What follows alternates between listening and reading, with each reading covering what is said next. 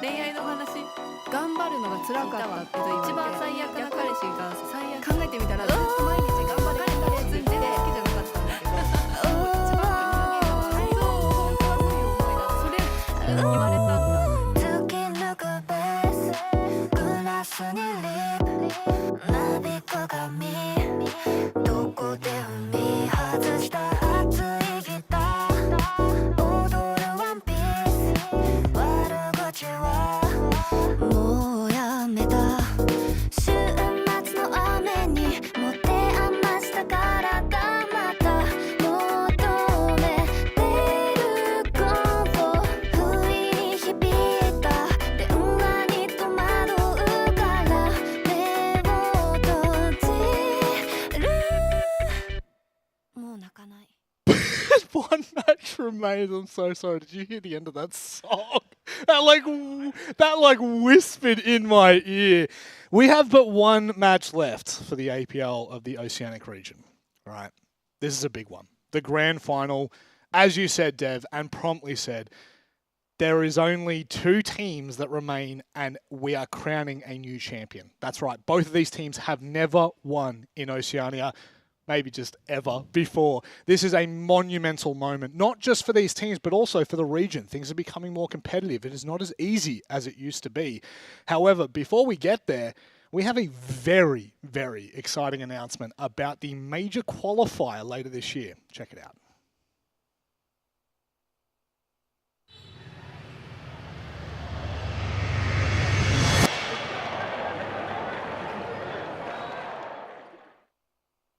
But a little sneak peek as to what to expect come October this year. That's right, PAX is going to host the APL major qualifiers. The very first APAC LAN, legitimate APAC LAN we have had in Yonks. Wait, did someone say APAC LAN? APAC Did somebody say APAC LAN? I said APAC LAN! I'm so sorry for viewers at home. Rob, it has been, like, we used to have APAC LANs all the time. Yes. Every 3 months. Back in the Pro League days, we had the Pro League finals, we had the major qualifiers. You know, your first event was actually the Raleigh major qualifier back in 2019. And we had them all the time. APAC, like, we were so lucky compared to Europe and NA. Yes. We got so much more LAN experience here in APAC. We got to have the OCE teams playing against the Asian teams from Southeast Asia, from Korea, from Japan, all the time. Yep. And it's been a bloody long time. Yep. We finally get it back again. I could not be more stoked. And my God, PAX is already such a hectic and such an exciting event that happens here in Melbourne, where we're all from, where we all live. It's such an exciting place to be. We've had Siege at it before. Last year, it was just a show match. This year, it's the real deal. It certainly is, and that's going off many years ago. I remember walking past this crowd. It was ridiculous. They were packed to the rafters. You could not move past this crowd. Couldn't figure out what it was. This is before my time in Siege. Yeah, I know. Turns out James Dev Martyr Stewart. Six Masters 2018. It was so at good. PAX. That was insane. Yeah, and now we get a repeat of it. Of course, if you haven't been reading on screen, I'll just give you a very quick TLDR. The LAN will take place after Stage 2. Top 2 teams from OCE and Asia will be going direct to this event. The top 4 from APAC North will be joining them for an 8-team, I believe it's double elimination bracket. Best of 3s, all day Saturday, all day Sunday. Not only 70k up for grabs, but more importantly, the first major of the year, the Munich major. That is what is up for grabs. Now, if you're wondering how many teams will make it to the Munich major, there'll be 4 teams that qualify through. So a lot of the teams that will be there will be going through, but the fact that we are getting back to APAC LANs is so important, Vinny. I mean, you as an old player would understand the importance of what the old Pro League LANs used to look like. Yeah, unfortunately, they stopped doing them right as I joined a team that was qualifying for them, so I never got to play many of them myself, but it is so important. I mean, growing the ecosystem back here in this region is so important, and as we saw even just before, how Milo was sort of saying how some of the teams now are starting to get better because players are starting to move around. That's half of it, but the other half is viewer base, and I think we need to continue to grow the sport here. Certainly do the sport. I love that from you. That's it's great. a sport. I'm pretty sure this is also the biggest prize pool we've ever had for an APAC LAN before. I'm looking back, and a lot of those APAC LANs in the days that we did in Sydney for the Pro League qualifiers, a lot of them either didn't have prize pool or they were fairly humble prize pools. Yes. And then we had, in OCE, we had a couple of LANs like Six Masters 2019, which we did actually in a tennis arena, in Margaret Court Arena. That was incredible, but that was only a 50K prize pool. We're up to 70K. This is such a huge moment for OCE. I remember back in the day when we were like, can we hit 50? Can we hit 50K of prize pool? Now we're at 46K. We're flying in teams from Asia, from APAC North. Yep. And of course, here in OCE, we have the most competitive scene that we've had for a hell of a long time. No longer is it the Bliss era or the Chiefs era or the GG era. We've got Enterprise and Ludovica in the grand final. We have fresh new teams, fresh new blood. We have such a competitive ecosystem. This event at the end of the year, like, this is going to be the highlight of my year for sure. It certainly is. It's going to cap everything else off so nicely. I guess it's a great segue to capping off the OCE League. We've got 2 teams remaining. Ludovica pushed through GG just before the break. They now verse what is unanimously decided, Vinny, the best team in Oceania at the moment, Enterprise. They have been phenomenal, only dropping 1 map in their entire run so far. 1 map, and as Enoch said before, to Outlast, who ended up finishing 7th. So that kind of has to be taken with a grain of salt. That's sort of the way that BO1s sometimes work. And yeah, I mean, before the show started, I said, don't drop Fisher guy, because he just tends to make things happen, doesn't he? And yeah, it's so important what he's brought to this roster. They've definitely got the firepower, which is something that maybe he lacked a little bit with his previous team, which was the Bliss roster that ended up moving on. And yeah, obviously Tuhan moved over with him. Player is filling in at the moment, is playing fantastically. I think he's the highest rated player in the league based on those matches that he played. Yep. And yeah, just an all-around really solid roster. And when you've got someone like Fisher at the helm, only good things can happen. So I'm expecting a lot from them here today. We did the research, and me and Jake were going back and forth on who Relays was before he joined this roster and how good of a player he was. I was in the camp that no, he only played on the smaller teams, he wasn't as good. Jake was in the camp of no, he's coming in with a lot of experience.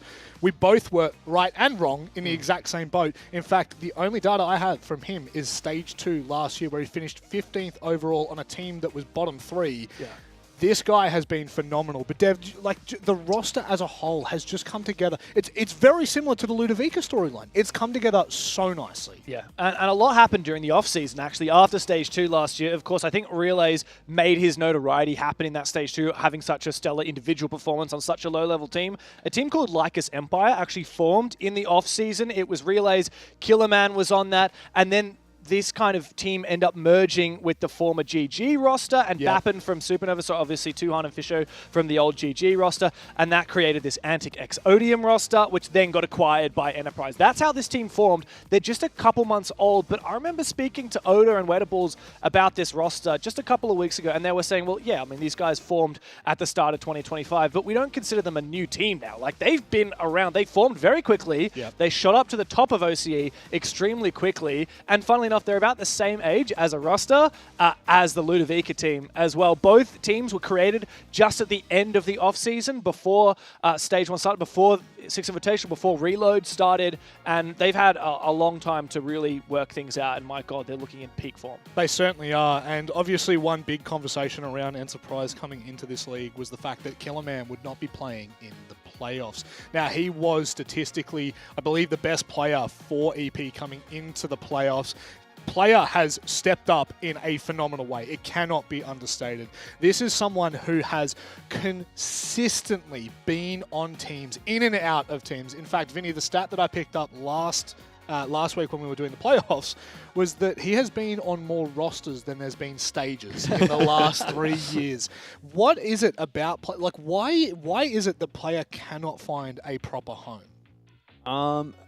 Yeah, this is something we were talking about a bit before as well with someone like Josh. I think he's one of the most comparable players to someone like Player. 100%. He's super consistent. He plays his role really well, but he never really stood out on the rosters that he was playing with. He obviously was playing with people like Cairo and people that really had that ability to frag out, and those people tend to rise to the top and shine. Yes. But having someone like Chris, Player, I know him as Chris. You know him like that, do you? Okay. Is super important, and I think this is the perfect roster for him to really shine. He does have the ability. He has the fragging potential as well. Yep. And I only hope for the best for him, and hopefully he can give us a good show today. Yeah, for those that are unaware, he was actually on the Chiefs roster Stage 2 last year that ended up winning and going to Montreal. He actually got subbed out for Jigsaw. So these are the kind of, like, perfect example of what you're saying there, Vinny, where he's such a solid player. I hate that his name is player. Chris is such a solid player that he just finds his way onto so many good teams, but unfortunately he hasn't been able to find a home. I pray that it's Enterprise. I pray that he can stick around and show us what he can actually do when he finds himself a steady home. Fisher has been phenomenal with this roster, and we could talk for days and days about what they have done this stage. Shout out to Mingo. However, we do need to move on to our competitor, our, I guess, Titan killer at this point. No pun intended. Ludovica, for me, the roster that I had written off before the stage had even started. And I can say that with my whole chest. I can confidently say that when I saw this roster form, I said, no chance. I looked at it and I saw Milo coming back after 2.5 years and I thought, wow, what is he really going to be able to do? I saw Cairo joining after we know that Milo and Cairo didn't exactly meld too well on the old wildcard roster. I saw Lunchbox come in and I'm like, great, so the team's not going to be serious. Physics was a bit of an outside chance because I thought, well, he has been with CS in the past, but we know that he can do the right things. And Karma had one stage where he literally became the best player in OCE and then dropped the mic and walked away. I genuinely thought, James, that this was just going to be a middle-of-the-pack team. But my God, in playoffs, have they changed the narrative? Yeah, it is a bit of a ragtag mix of players, to be honest. Yep. You definitely wouldn't have on your bingo card that these five would end up on the same team. Of course, Kari, he was on Chiefs most recently, right? Yep. He went to the Montreal Major, for goodness sake. On the flip side, you got like one of the youngest players in the league, like Lunchbox, who's apparently too young to figure out how to take a selfie for our... our graphic here as well. And yeah, you're right. They did such an incredible job through this lower bracket. They won their first game against CS. It was a 2-1. That was a big revenge game and a grudge match for Physics, of course, against his former team. Yep. And then they got immediately knocked down to the lower bracket. Guess who by? Enterprise. Now they get that rematch. They beat TSG. They beat Chiefs. They beat GG. All three of those matches in a 2-0. Yep. And that's, of course, two former champions of the region in GG and the Chiefs. These guys, we thought, oh yeah, like they'll be an all right middle pack. We got some experience there. No one expected them to be in the grand final, and no one expected them to have a shot. Maybe, just maybe they do. They've been insane today. Both of these teams have been, I guess, the sleeper picks for everyone. They've been the dark horse in the league.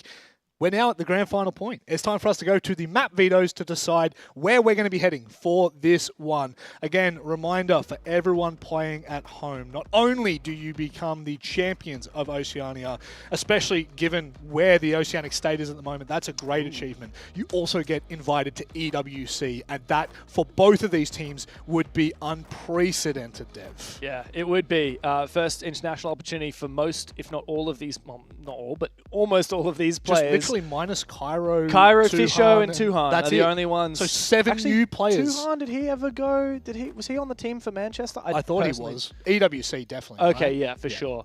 But anyhow, of course, Clubhouse is our first map. Ludovica have, really gassed himself up to pick this. This is the map that they lost to EP when they played each other in the regular round robin. So I really love that from Ludovica. It's a big call to say, we know you've beaten us here before, but we're going to run it back. This one's an exciting one. What are your thoughts overall, Vinny? I mean, Milo was praising Enterprise for their calm, their composure, their ability to adapt, but also their ability to prepare for maps. What do you think about this series now that we're seeing the maps? I think that interview with Milo was really important because obviously I haven't spoken to him for a while, but what I saw from him was someone super grounded and someone that definitely is bringing the right things to this younger roster. I have full confidence that they're going to be able to hold their nerve in this best of 3, and I think it will go all 3 maps. Obviously, we just saw Bank out from that Ludovica series, and they played it very well. So I think if it goes to all 3 maps, it's anybody's game. Oh, God, I hope it does go all 3 maps. But kicking out on Clubhouse here, looking at, I guess, the 2 rosters here, Dev, not that I would kind of lean either way, but I feel as though this should be quite comfortable for Enterprise, given the roster that they are, given the players that they have on them. I mean, they've got an IGL in Fisho and Gunners like nothing. Yes, you got a great IGL in Clubhouse, but Clubhouse is a map where kind of everyone's figured it out. Right? Like everyone knows how to play Clubhouse.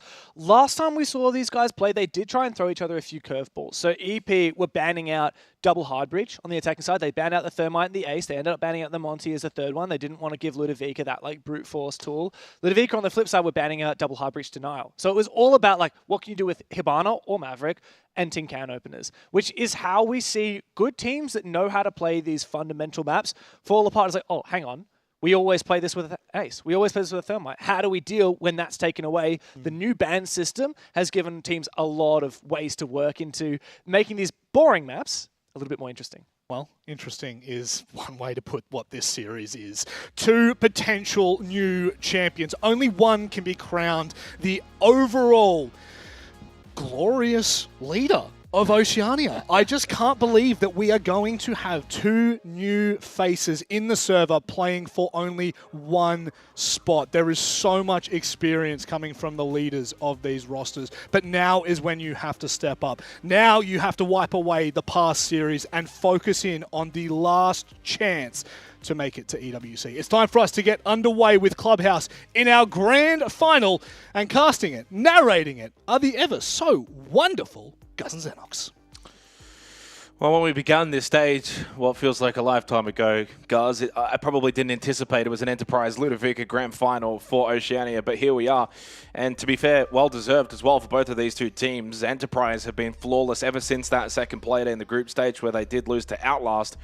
Since then, they've not dropped a single map. For Ludovica, it's been an up-and-down kind of stage, even reflected in their playoffs where they beat CS, but then they lost to Enterprise, but they've run the gauntlet. Now they get that second chance against Enterprise in the biggest match of all, the grand final. 300 SI points on the line, the majority of the prize pool, of course. For those that finish first in this region, you get invited to the Esports World Cup as well. And for Ludovica, for me, it's a free punch. Like, this is a roster that came into today entirely focused on that Game of Gladiators match. They won that in the canter. They probably should have closed out Consulate far earlier, far sooner. But I think the fact that GG came back forced their team might be better for Ludovica now coming into the grand final. A little bit of adversity rather than a clean sweep. Enterprise, they are absolutely the favourites of this one. We head to Clubhouse first out. I was kind of talking to you a little bit before we got the throw about the maps. Enterprise have not played Border this entire stage, so they've pulled this one out for the grand final. Clubhouse is a map we've seen these two teams, of course, actually play on back in the group stage. Enterprise 1-7-5 over Ludovica on this very map, so an intriguing decision as well by Ludovica to send us back to Club, especially since Bank was actually available, and that is a map they have been playing vigorously. And on the other side of the coin, Border is one of their top 2 bans, so they've let that one through, and Enterprise have taken it. 10 seconds remaining. Bans on the board. Azami, Mirror for defense. Thermite and Ace, so focus on hard breach on the attack. Enterprise wanting that off the board. And on the defense, it will be a roam employed, Castle in play, Scopos as well. They'll be the 2 main operators to facilitate that combination of the Vigil, of course, as well. Bappin will have some versatility on the roam. Ludovica with a cheeky little break after essentially dismantling GG. Milo didn't get much of a break either. He was great in the interview. But here we are. The moment has arrived. The grand final for Oceania. And Ludovica get really such a good opportunity. For Enterprise, can they really just nail home a grandstand stage, even with a player swap mid-stage? Player has come in and done a tremendous job, but now the biggest task of all. And for Lunchbox, guys, I was on the desk earlier with Vincia and Rob, and I was mentioning in the interview with Milo, his playoffs have been well below his group stage performances, but could he turn it on here in the grand final? For a player that is really coming up into the region and making a name for himself. 2 minutes to go in this round. Not much to begin with. Player, lurk over towards stock, but he can drop the hatch and probably will. At this point, considering it's basement, we've got a minute 50. If he hasn't really seen a lot, he'll probably just play the drop. But he wants to make contact first. Box searching for said contact. He's actually cut off the drop, but it's Player that hits the headshot. So Box will fall. The opening death of the grand final is the young gunner. 90 seconds left. Advantage for Enterprise. Yeah, we had our doubts over Player replacing Killerman midway through the stage, and we thought that may throw the team off, but it seems that it has been actually an improvement statistically right up there, player. He's had a phenomenal stage thus far. Bappin now bedroom under pressure from the BB, forced back. There's no one on the cutoff over towards red stairs, and so he should have a decent path out if he wants to go that side, but instead elects to go Logi. Pressure mounting on the roam. Luda wanting to clear it as quickly as possible. Blackbeard pushing up. That's Karma. He was really, really good in that lower bracket final. Looking to take the contest, though, is Bappin. He's feeling confident, and why shouldn't he? Hits one, then the second. And so far, it's all business from Enterprise to kickstart the grand final. The opening kill coming from Player, followed up by the good work, top floor from Bappin on the Vigil. And so far, the roam has been very successful. Why not? And Bappin's the kind of player, if he's feeling it, he can do some damage. Coming into the grand final, the 4th best player in the region, 118 EPS. Having arguably his best stage as well. And that's been probably the common trend for Enterprise. You think about relays, you think about even Player coming in. Player comes into this. Now, he's only played the 41 rounds, but 133 EPS in those rounds. 42 kills, 19 deaths. That is a huge, huge start. And Kara just says, yeah, let's just chill out a little bit.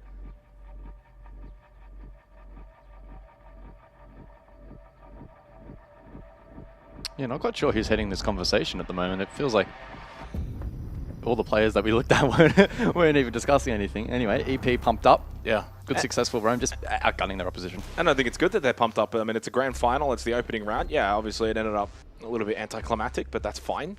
But you've kind of been sitting back, and I imagine those guys would have been obviously watching the lower bracket final and doing their due diligence and watching the whoever they were going to play, either GG or Ludovica. And now it's like, get into the server, get pumped up. They have to kind of do that. Whereas for Ludovica, it's, and this is the issue with paying back-to-back best-of-3s, it's you're riding that emotional wave where you're so high and then you've got to come back down, have a break, and then try and get back underway. I mean, the roam clear here was far from optimal. I mean, Bappin played it amazingly well. I thought that very aggressive Logi would actually be, you know, cut off a little bit better there by Luda, but some good individual prowess, and prior to that, Player winning a clean one with the swing as well. It is the map pick of Ludovica, but you're playing attack Clubhouse, and it's also basement first round, so you're not going to be too dismayed by that performance, but certainly a convincing start for Enterprise, who have just gone from strength to strength this stage, and it feels like they just get better and better. Of course, these two teams played in the upper bracket semi-final. It was a 2-0, 8-6 in favor of EP on Bank. That one was ultra competitive, but it was that Chalet, that 7-0. And of course, that was instantly banned out by Ludovica. We spoke to Milo in the interview as well regarding that performance, and he said they just kind of crashed a little bit. Like that 8-6 game on Bank, it was a back-to-back best-of-3 night for them. Yep. So that was their second best-of-3. And after losing that close one, they kind of just, you know, shut down. Can't have that in the grand final. Hopefully something similar doesn't happen here, provided they are able to win the opening map. Board is going to be really tough to close us out in 2. So 3 maps is very much the expected path if Luda are to push this. On the flip side, Bank, though, is actually a pretty good map for Ludovica if they can get there. And they played it well earlier, that's for sure. So we got a gym bedroom, second round. First Nitro from Fisho Guy doesn't really attest to much. And we'll play close with the Ella. Yeah, this trick is not right. I think it's bottom right. No. Uh-oh. Gyro's thinking the same thing. We'll go back to the old days here where you're just making an absolute mess here on the trick. I think it's the top left. There we go. A little delayed. That's right. Not too devastating. To be fair, at the same time, Box was able to at least push all the way rafters and start to get a little bit of control. I'd like to get some pressure in towards Cash. Relay's lurking below at the moment, so potential Nitro opportunity as Bappin's under pressure. Bappin was the one looking to seek the pressure. He was getting aggressive. Got flashed out, stalled, but holds the position. Box on the Blackbeard, lost his life too easily. Bappin's feeling it, 6-0 start. 3 in this round. Might as well go for another. It's a quad from Bappin. It's a stronghold, and it's an amazing start for Enterprise in the grand final.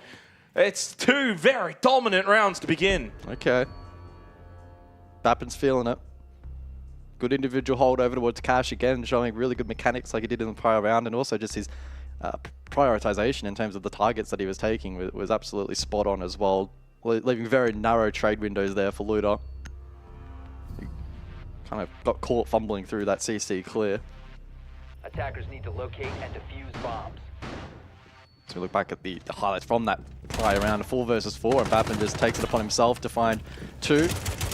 And Physics got caught out in the open, and Milo as well stranded as player picked up that final kill. A very, very strong start here from EP. Well, we're talking about relays before. Rob actually mentioned it on the grand final pre-match desk about, you know, relays and his history, and obviously he was amazing last year at stage 2 in what was essentially a debut stage. Bappen is someone that we are also quite familiar with. He was the 28th rated player in the stage at the end of last year at 96 EPS, -6 KD, -2 entry. You look at his numbers this stage, plus 36 KD, still only the -1 entry, but that's 10-11. That's a lot of contests, and a 118 EPS puts him 4th. I mean, and second of the players remaining. And you could even attest that with player having limited rounds, that he's essentially vying for the top player inside of the server right now. If you were to put an asterisk on round played minimum having to be over a certain threshold, he's the #1 player in the grand final. Yeah. And he started off beautifully, 6-0. And that's really been the storyline, I guess, for the playoff bracket that we've had, with Chiefs, GG getting knocked out. It's that new blood coming through, really taking that next step. We've seen that with the likes of Relays and Bappen. Yeah, especially, I mean, Tuhan at this point probably feels like one of the older players in this grand final. Certainly Fisher guy is back over towards Kennel's wall. Cash and CCTV, and Ludovica need a round, and honestly, not even a round win. They need to just be involved in a round. They need to make it a contest, because so far, they've not been able to contest either of the opening 2 rounds. I'm guessing they're shaping Consulate here. They don't have Grim or Cap for Rafters, so I presume that's not a condition they're going for. And considering a pretty swift entry on the opposing side of the map, indicating that that will likely be the play. I've seen Milo speak high praise of Enterprise and his thoughts on that particular team. Bappen opening kill on to Physics. Is that wall open? I don't think it is, right? Yeah, that's a mess. That looks like my cooking. Yeah, some foundational issues at the moment for Ludo to kick off Club on a map where those kinds of mistakes are really exposed. They picked it as well. Might not get the opportunity to go to bank if they don't kick into gear. Eli's flamed off towards bot main. There's only 60 seconds left as well, and it doesn't really feel like they've got a lot of control around the map. They don't really have the breach either now. Milo in con, Karma in stage. So they're quite split in terms of the players that are actually in the building. Enterprise is sitting very comfortably. Oh, that's a big pick. And Bappen over towards Garage got yellow pinged as well, so Karma may be able to compound here. I don't think Relays had to go hunting. No. 4 versus 4, and Bappen again is in a bit of a compromised position here. I thought he got pinged, but maybe not. Taking the position down then. He's expecting to get pinched, but so far, no real help coming for Cairo, and he got shot through the doorway from player in the rafters. So Bappen does have that help from up above. Only 2 players left up for Ludovica. Time running out. And let's be honest, this round looks cooked. 3-0 start. I wouldn't be surprised to see an early timeout from Ludovica in the grand final. There's just no time.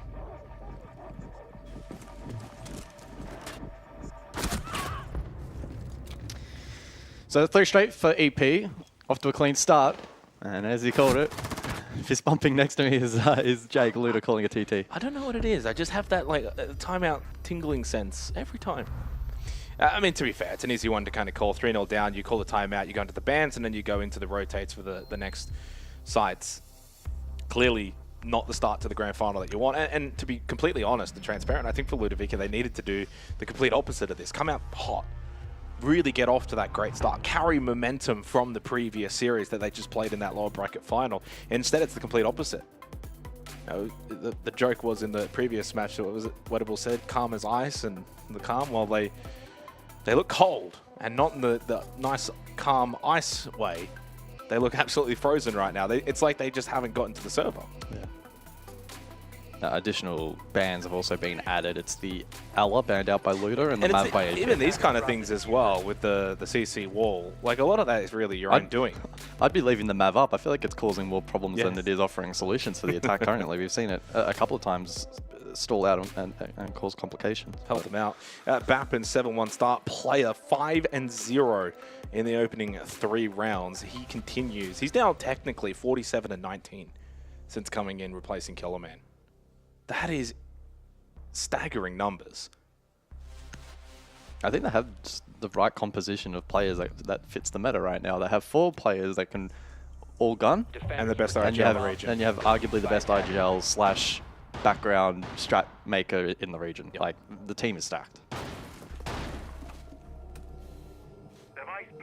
So timeout expires for Ludovica. They must turn things around quickly. They need at least 2 rounds. It's always that pass mark on the attack, so they get 3 opportunities to find 2. But I do fear for them on Border. Border to me just kind of screams as a map that when you look at Enterprise, player 2-harm BAP and Relays just running around, running rampant. I mean, firepower issues on Clubhouse will only be exacerbated on especially Border attacks. Yeah. It's going to be so tough to keep pace with EP if they continue to play like this. That's why this first map is really critical. It's difficult to foresee Luda being able to win map 2. And the strength of Ludovica is their entry game as well, and yet right now they're not finding any success in that. Coming into the grand final, that's been really what has been their #1 standout, 57% on entries. Enterprise are 53. Not a big difference. But clearly for Ludovica, that has to be where they're getting their round wins from. Play to your strength. So far, struggling in that department. 2 of the opening kills have gone the way of Enterprise. Bappin with 2 3Ks. Golly lol. And you know what? Tui's been chippy. Yeah, but isn't that a weakness potentially for Ludovica? I feel like they're the kind of team they can let that stuff mentally get to them. Potentially. I think one of their strengths throughout this entire bracket and the stage as a whole has been their ability to often start out really well on maps.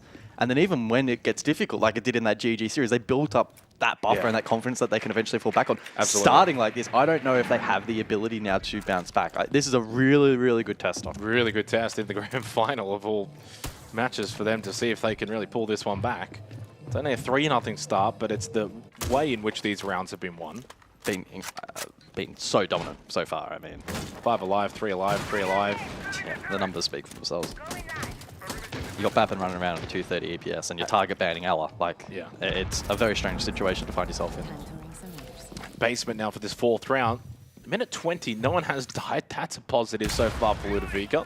The longest they've had 5 players alive so far in this half. Milo, though, gets taken all the way down. Oh, he loses that. Does get knocked and eventually finished off by Cairo, but the opening kill will statistically go the way of Enterprise, despite being essentially traded straight away. To be fair, at this point, the Buck either has done his job or there's not really a whole lot more time for him to do his job. I don't think so, though. I'm not seeing a ton of Vert. No. So he was playing all the way top floor. Oh, man, there's minimal.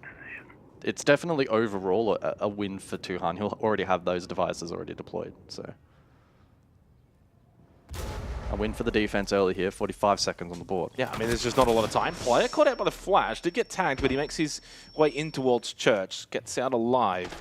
Still no real pressure, only just now Karma towards blue. Shield away, gun up, box in towards oil pit. So they're going for a blue pinch.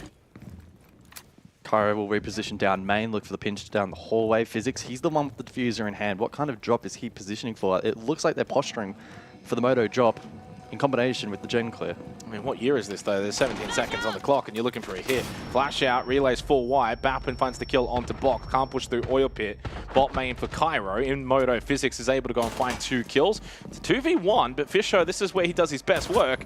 And best work indeed from Fisho Guy to stop that plant, and he's not going to give Cairo the opportunity to get the kill. Fisho clutches up. That's why they're the best team in the region right now, led by the best IGL in the region. Well, he did give a window, but it was a very narrow one, and Cairo trying to still locate his exact position. Physics he's a winner, though, Fisher. Oh, absolutely. And it's just staggering to think that he was essentially discarded.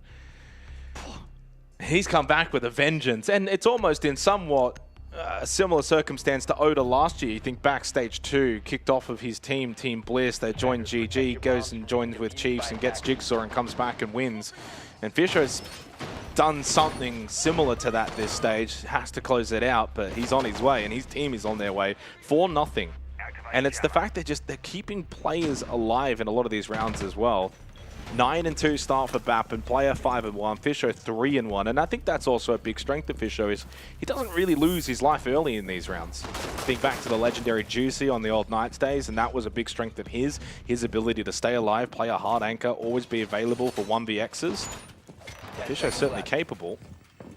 The interesting stat is probably Physics, though, being the best player in the region when it comes to the 1vx success rate. He's had 5 of those, higher than anyone else. And honestly, it's an intriguing little battle because Physics played so well in that lower bracket final earlier today. And right now, he's a player that is very comparable to someone like Fisher Guy. Yeah, Luda have played more than double the amount of rounds this stage than EP. Fisher does not have a single 1vx win. I mean, probably because a lot of their rounds have been dominant, to be fair. So there's that asterisk. And yeah, Physics with 5 clutches. So you could see those two duel it out quite a bit in this particular series. The clash in play for the 5th round. Solo clash too towards red. So Fisher is really just playing for information, little stall out. He's not looking to really contest, take fights. Could call Bap it over towards Cash. And the clash is so versatile now, being able to just put that shield down and take the fight if you so choose to. Player has slipped in towards Clash, so they can be a little bit more aggressive on this horizontal hold. Yeah, he'll probably play for a Nitro rip over the top. Thatcher is in play here for Luda to try and use that as a tool to clear Clash. Nitro goes out. Just falls short of the mark. And just a little to the right as well, so they've allowed their entry in. Box with the opening kill onto player, clears him out. But Fisher was so quick to adapt, pivot, straight through Cash in towards Logi. Didn't stay and fight. He understood, I think we've messed this one up. He falls back, he stays alive 4v4. So Luda get the entry, they don't get the clash. Still probably works out to be another trade slightly in favor of EP. Didn't get to track how much utility Milo still had in pocket, but naturally it will be a win for defense. And Milo's shown some really, really sharp late game play so far this afternoon. Well, he said in the interview that if someone's having maybe not the best of performances, others are there to pick up the slack. But right now, no one's picking up much of the slack, and they're all underperforming. You're playing against a high-quality opposition. That just sometimes is the way things go. Still over a minute. Not the worst for time as they open up Jacuzzi, but it's this clash that I'm just worried about. It's going to stall them out. Good drone from Cairo, though. They have info, I think, for the gym hit. Yeah, double red ping intel, and all Candelas, by the way, have been thrown in. This is the hit. They're not going to be just wasting this. Shield down from Fisho, but he stays up for now. Clear out the bathroom, nicely done from Cairo. Now going positive.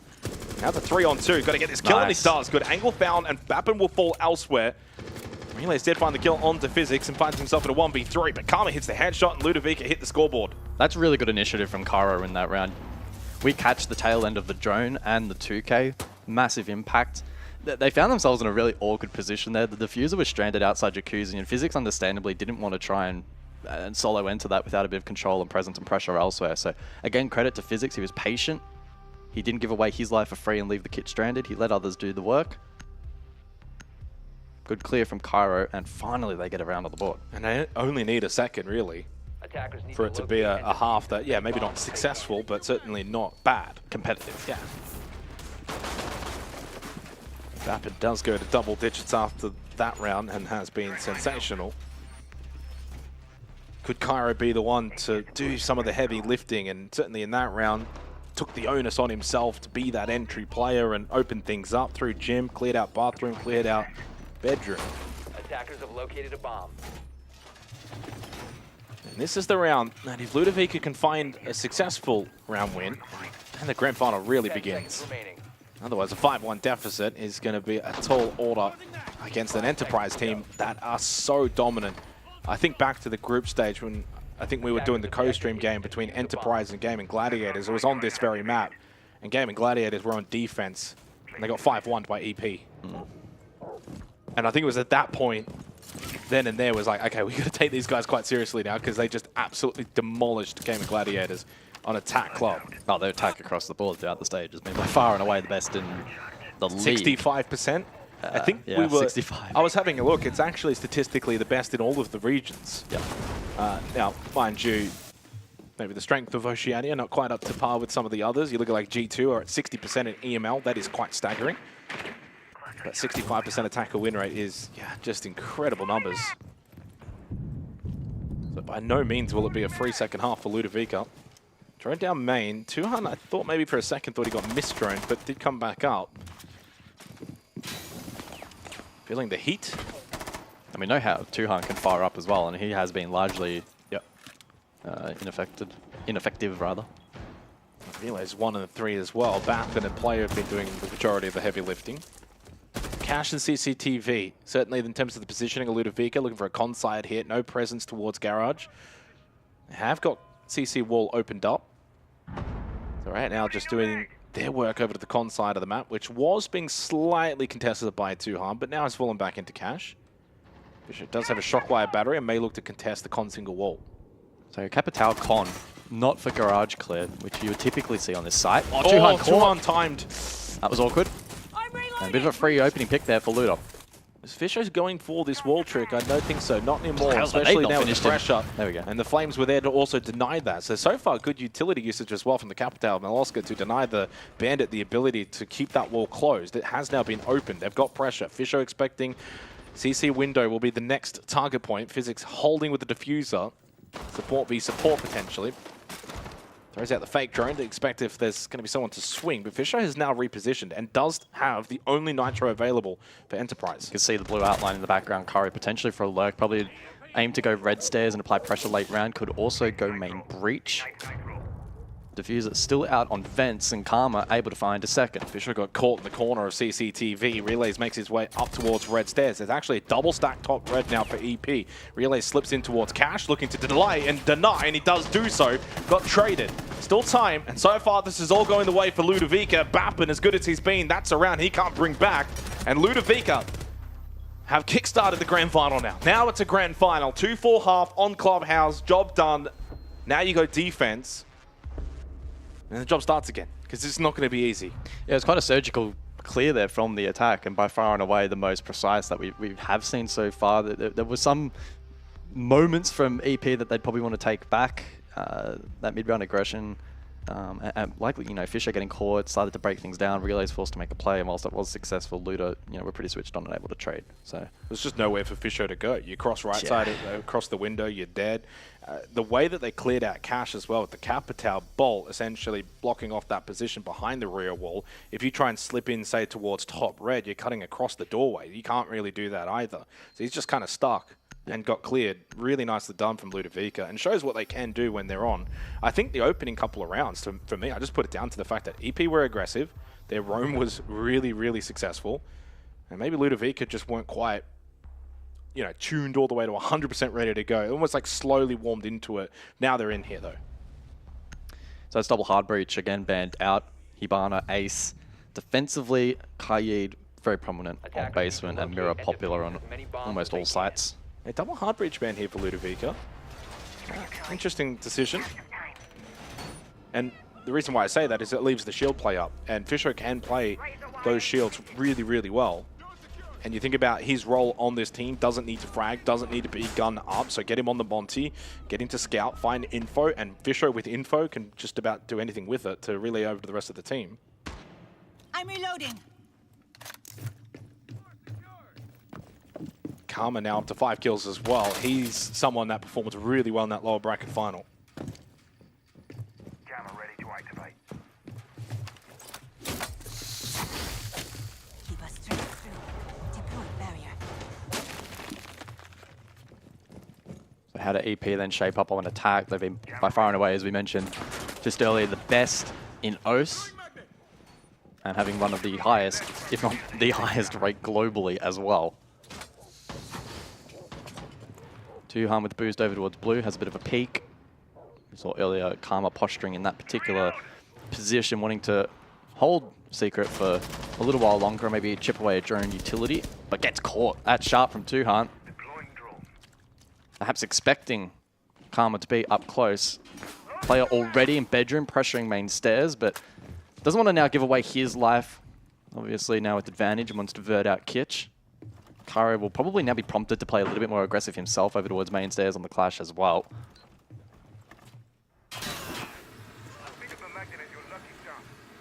CJX will force him back. I do wonder how aggressive you maintain a position like this though when you're now down a player. So far the opening kills metric that we always look at in terms of the conversions, only one round has not been converted. Big kill this round for Enterprise. Now looking to put pressure towards that bot main. Kara's going to give it up. Well, they got Thatcher EMP'd, so that does weaken his hold a little bit. So he senses that pressure and retreats. Stock hatch, kitchen hatch to still be worked on. Player player, though, with the skeleton key getting to work. Although he only has 5 bullets left in that skeleton key. Fisher guy with the Candelas. I mean, look at the belt of util they have. They have every piece of utility essentially still up at this point, and a lot of time. Capital's full bolt. 2 flashes on the buck as well. Logic bomb available even after this one expires. There is still 60 seconds, and there are still 2 nitrocells available for Ludovica, plus the Warden. So impactful against the flashes and the Candelas that are up for Enterprise, plus potential smoke play from the Capital. Really important box stays alive here. Yeah, he's got to deny the hatch drop, and Physics will get double pinched. Gen. Milo can hold up close against the Moto drop. 2Han does get the first though. Milo caught. Box and Physics, the last 2 up, make it 1. Wow, that's just losing too many players too soon. Box, there's 1, 3 to go. Plank going down deep side of Arsenal towards default. Caught on the backside by 2Han. And that's what Enterprise can do. Systematic team. Play to the util that they've got, and it's that 1, 2, 3 go mentality that they have, led by Fisher guy. There's no one that's going a little too early. They're playing off each other well. Everyone knows their role, what they've got to do, and when they've got to do it. 5-2 up now. Enterprise really showcasing why they are the best team in the region. Yeah, really playing with purpose in the last minute of that round. 2Han with a really good read on that opening pick, a slight off-angle position on that little boost. That helped open up blue later on in the round, which was quite impactful, but it was a really good multi-pronged attack. You know, split theory or whatever you want to call it, right, where you're converging from so many positions on a site like on Club Basement, provided that you have the util, which they did, and your timing is pretty well in sync, which it was. You're often in a really good position to be able to win out rounds like that. I think the biggest issue that last round as well for Ludovica, you lose Karma so early. So not only is he your best fragger and has been performing as such throughout the playoffs, but you're also now down a player playing basement, which limits your ability to then get re-aggressed. It's so hard. It's so difficult. Almost instantly after we switched off Karma, we saw player already bedroom. Like, the EP are not messing around and taking up those pockets of space, probably off the back of pre-placed drones. And it's just, it makes it essentially impossible to get any kind of map control back, which has kind of become a bit of the meta on defense, is that sort of 1:30 to 1 minute mark, especially if you're down. A team like GG, really good example, they always want to re-aggress and recontest, and they just weren't given that chance. And I think that's what you need to do against a team like Enterprise, who probably play into those set plays and they want to get everyone into position. Fisher's calling what we need to do, etc. You want to disrupt that. You essentially want to catch them while they're calling out what they're going to do and catch them before they're able to do it. It's hard to do that if you're losing players early. The jacuzzi opened up. Physics is close by in bathroom, and it is gym bedroom for this round. Double, in fact, triple stack on the red cash hold. Cairo, though, now slips in towards Con.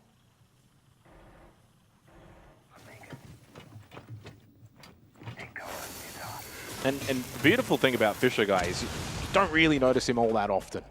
It's almost like you sometimes forget he's in the server. Which is a positive. That's a huge positive.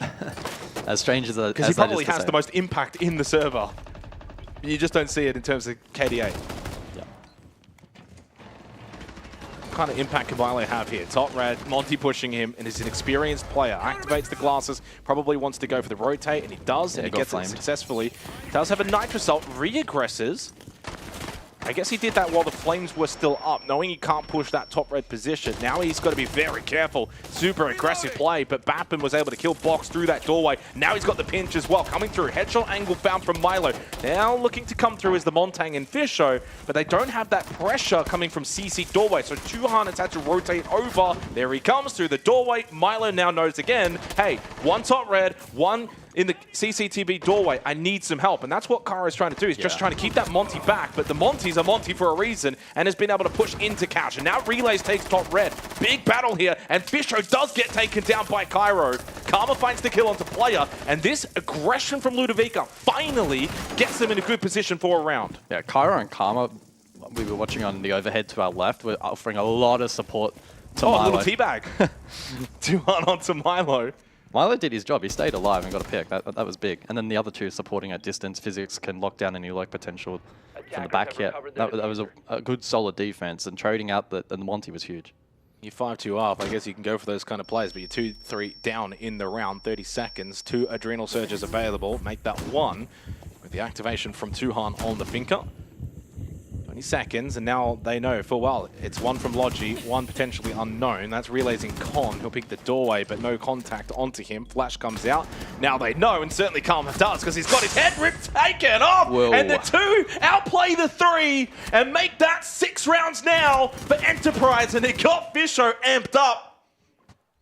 You can't be losing those rounds in a grand final.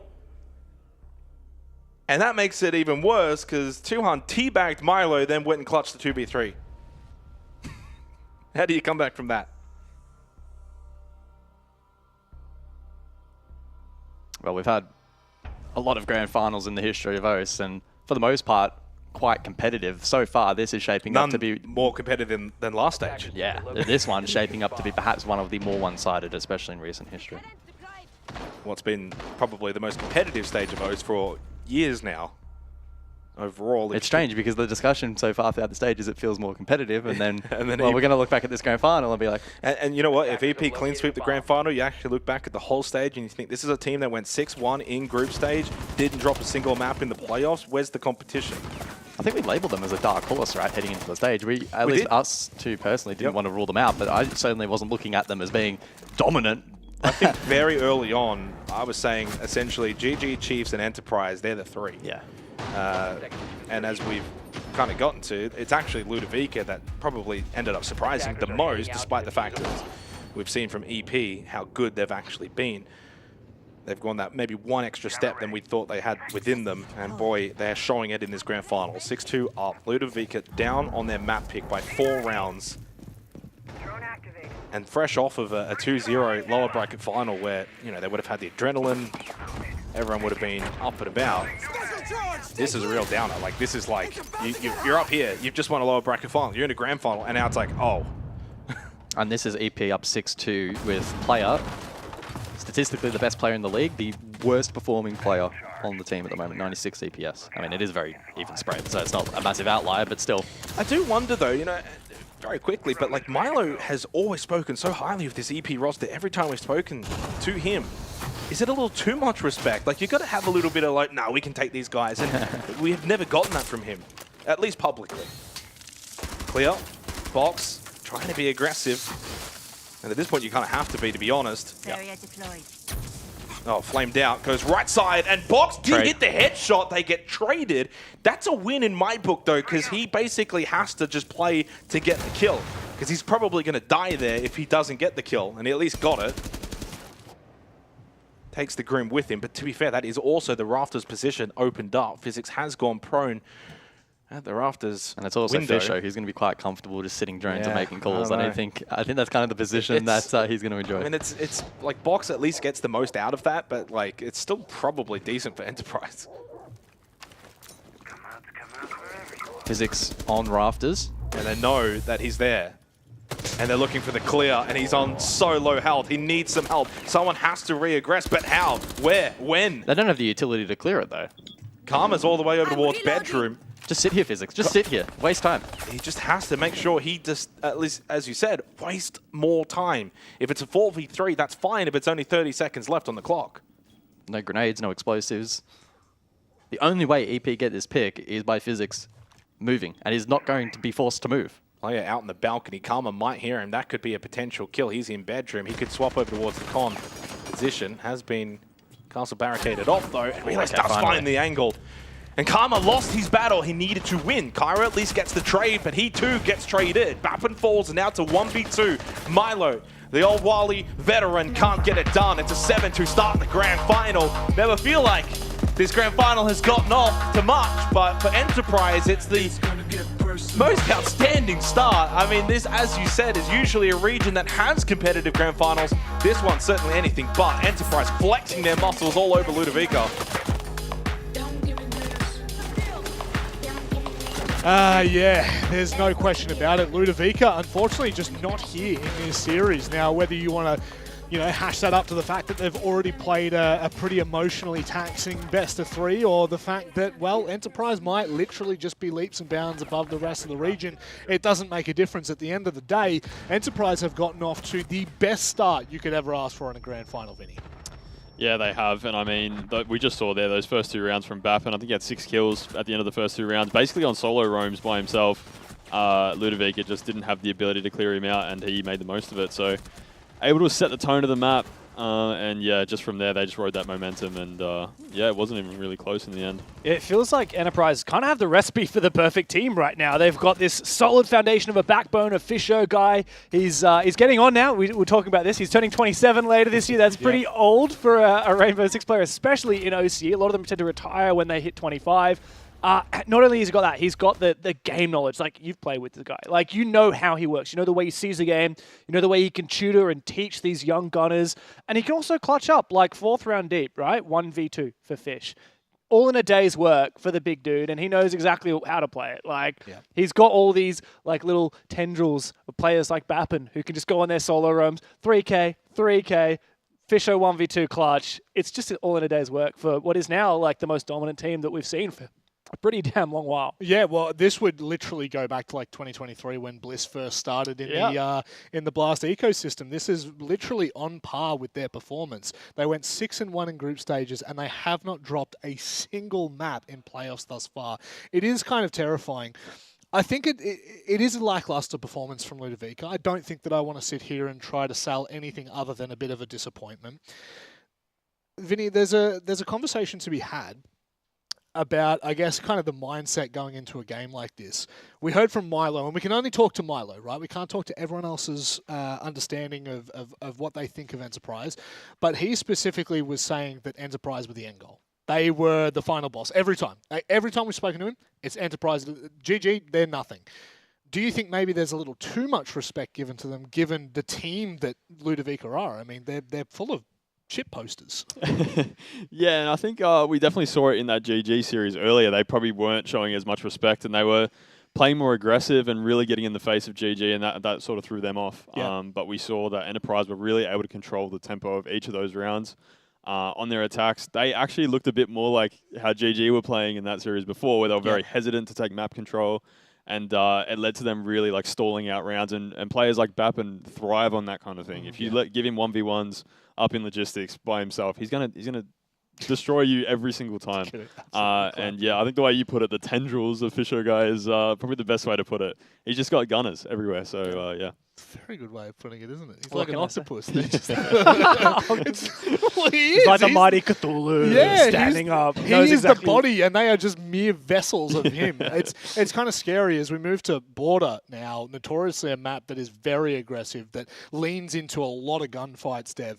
This is Enterprise's pick. No matter how good Ludovica have looked, no matter how intense they can play, this is Ludovica's pick with players like Tuhan and Bappin on the roster that are firing. So to put that into context, we're going to Border now. Clubhouse, it was Ludovica's map pick. Last time these teams played against each other, it was a 7-5 in favor of EP. Luda are like, oh, we've worked on it since then. Like, we know what we're doing, right? Remember, EP also had 7-1 GG on that map previously. Now we go to Border. Now, this is a map that EP haven't played. Nope, not once. Never.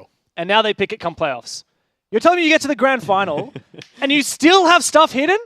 You're the best team in the region. You're dominating everyone. And you still have stuff hidden? Dude, Ludovica were riding a high earlier today when they knocked out GG. Yep. But I think they've actually met the final boss now. Like, you come up against Chiefs, you're like, oh yeah, last almost a year back-to-back, these guys have been the best team in the region. We beat them. Oh, we beat GG. We beat the imports. Nah, it was Fisher Go waiting for you all along. That's right. It's not Enterprise that are the final boss. It's actually just Fisher It's that guy. slippery fish. Like a slippery salmon.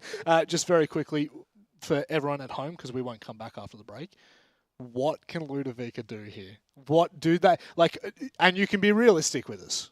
Can they do anything against Enterprise on this map? They always can. They definitely have the firepower. We saw it in that series earlier. They have the ability to play well. They really need to just drop basically all expectations they have now of this series. Enterprise are the best team in the region. And coming into that series is going to be quite tough. And that can sometimes make you come back into your shell, but they just need to let it all go right now. Play how they normally play, which is aggressive and really in their face. And it might be a coin flip on gunfights. They're 1v1s, but that's the best way to play against a really good team. Get cheeky with it. At the end of the day, Cairo's on the team. I don't think I've ever seen someone talk as much in chat as what I've seen Cairo do over the course of the last couple of years. It is a big one right now. Enterprise are but one map away, not just from crowning themselves champions, not just from going to EWC, but for going flawless throughout all of playoffs, not dropping a single map. We'll be back after this with Border.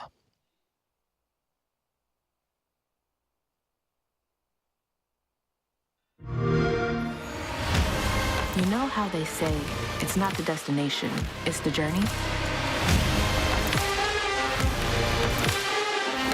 And the journey of 1,000 miles begins with a single step. And you know what? They're right.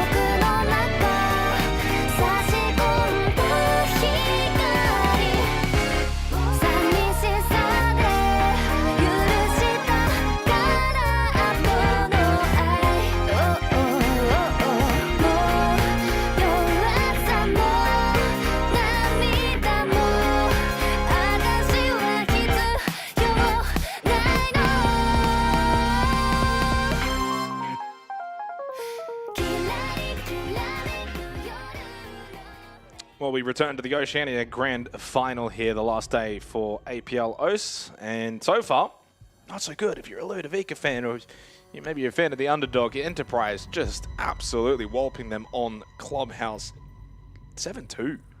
Like, I mean, that is absolutely convincing. And unfortunately for Ludovica now, they head to Border, the map pick of Enterprise, where I'm going to be honest, guys, I don't think it's going to get a lot easier for them here. And EP get to go attack first up. Now, this is a map, though, Enterprise have not played so far this stage. You only bring it out in the Grand Final, though, if you've got yourself really prepared and understanding what you want to do on it. Bands play out then. Blackbeard, Brava, Kayyid Castle. And yeah, this is going to be a very tall and very steep mountain for Ludo to climb. But if they can, Bank does await them on the other side. That's got to be the light at the end of the tunnel. But it's a long tunnel. It's the oasis. But you got to get there. Yeah, it's a long trek through the desert for them here on Border, which oddly enough is map set in that kind of climate. But yeah, it's going to be really tough.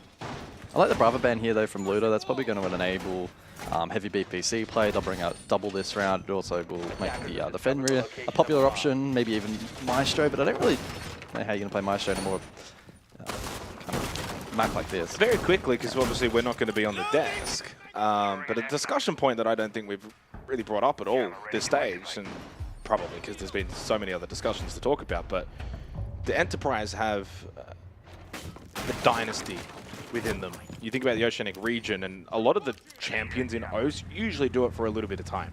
You think about the Bliss era, you think about the old Chiefs era. Do you foresee Enterprise being dynastic in nature, or do you think this is more one-off and then other teams bounce back and challenge them? Hard to say, I know. It's hard to say. We haven't even seen this team of 5 play out the full stage together, so yeah, it's way too early to call. I guess the answer would be how stage 2 goes. I think stage 2. They also still need to win this grand final, but yeah. Yeah, I think stage 2 will remain pretty competitive still. It all depends on the moving pieces elsewhere. The GG stick together. That's true. The Ludo return with the same squad, I mean.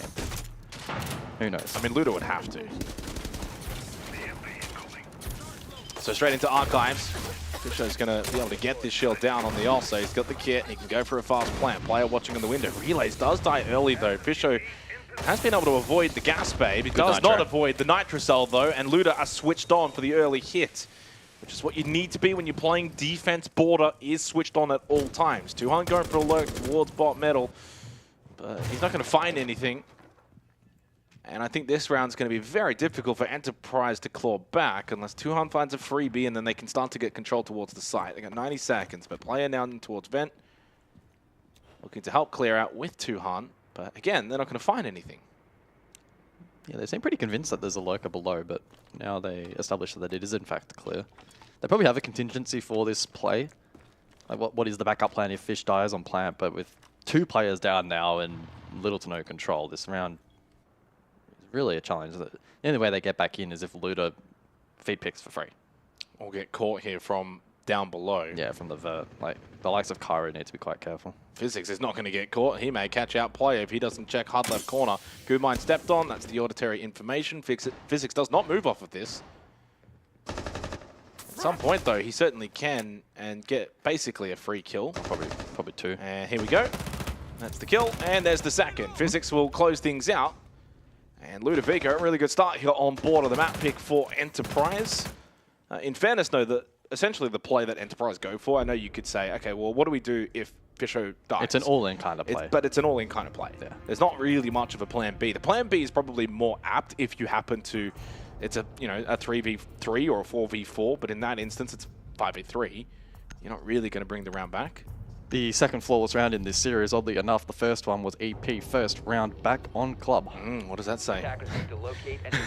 Now, if you're superstitious, it may send a signal, but I'm not implying too much. Yeah, and by the way, like the talk earlier about Enterprise, I'm not counting Ludovica out of this grand final. It's just more so. I mean, we have to just keep it frank, right? Like this is a tough. It is about as tough as it gets.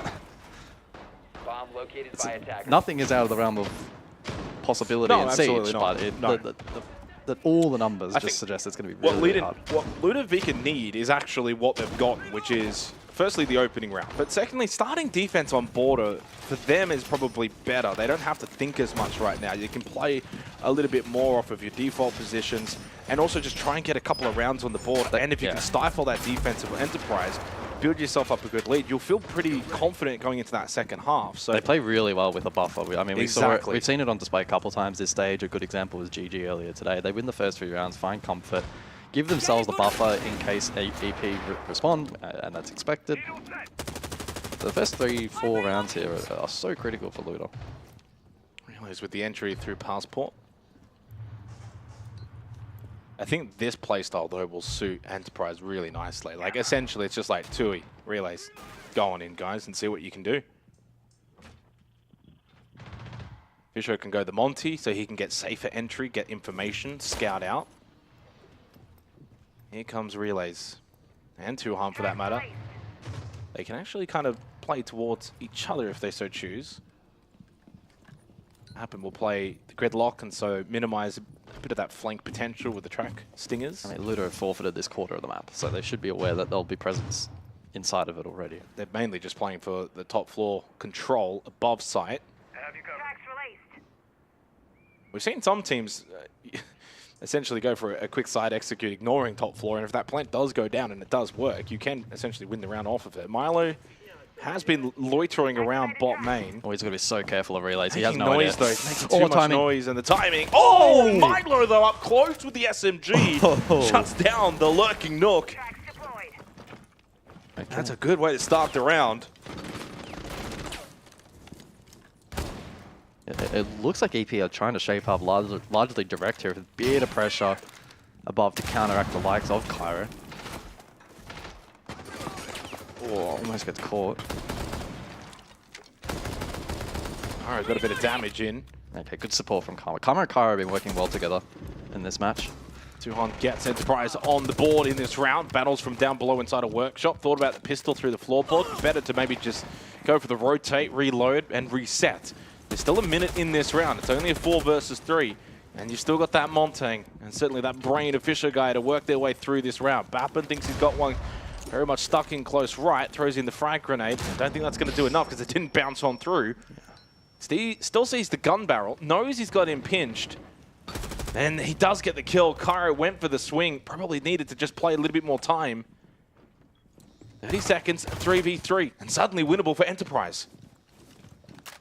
Physics will want to retain vert control here. Karma likely to get in a fight up close, potentially soon with the Monty, but Fisher likes to go for the plant. 200 cover, clean shot. And he gets the kill onto Karma. No nitro cell coming out from Physics either. That plant will go down successfully. Big kill from Box. He's 3-0. Gumine up close, gut break, and he does get the kill onto Fisher guy with a bit of help from Physics. Bappin in a 1v2, playing from above. Low on health. Box will try and sit the kit with 30 seconds left. Not rush for time and will stick it the whole way. And Ludovica will get the opening 2 rounds. Very fine margins there. It was close. Big battle in the post, but Luda just win out.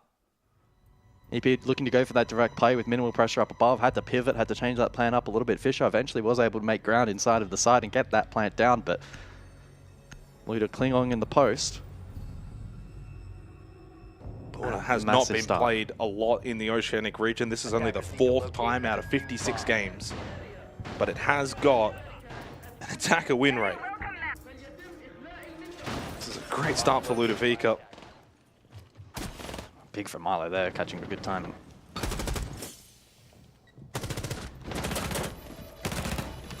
They brought the round back nicely, Enterprise, but Luda, they had this one covered at the end. Oh, yeah. Nice. Let's go, Harry! Kills Box. It sounds almost a little reliefy in that that comm as well. You know, when you have that sort of hype, but it's almost that belief and that relief as well that's a part of it. Sort of like, okay, we're 2-0 up, okay. You know, that first map, forget about it. Good start here, boys. Everyone's playing well. And you said it before, they're a confidence-based team. You get these rounds on the board early and they can snowball. Saw the frost map there in the top right pit. Maloska on the frost.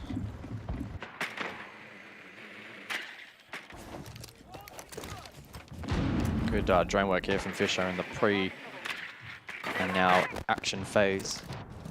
With good info on the top floor, Armory and CC respectively, or security respectively. And to be honest, when I thought about Border, I thought EP attack. And so far, they've not been able to get the opening 2 rounds. Yeah, not to say that they can't do it on their own defense, but I felt like this was where their strength was going to be on this map. Again, it's the second most attacker-sided map in the region. Well, they went for the all-in play archives round 1. They got nitroed, fair enough. The lurk round 2 unsuccessful. So what did they do round 3? Oh, good pinch on the box to start things off at least. So playing on the peripheral here and forcing the defense into uncomfortable positions. That's their first opening kill on the map as well. And gets rid of Box, who was 3-0 to start. And he certainly can be a confidence player. Physics is on drone here. I'm fairly certain there's one inside a fountain.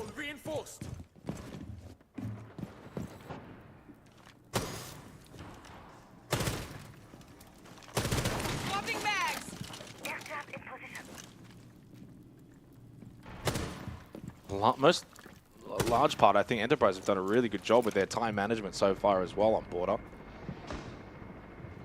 Melee's just watching for a rotate back up main, or potentially down main, but obviously Fisho's up top at the moment. Physics is looking to hold here maybe. Considers maybe the hatch drop.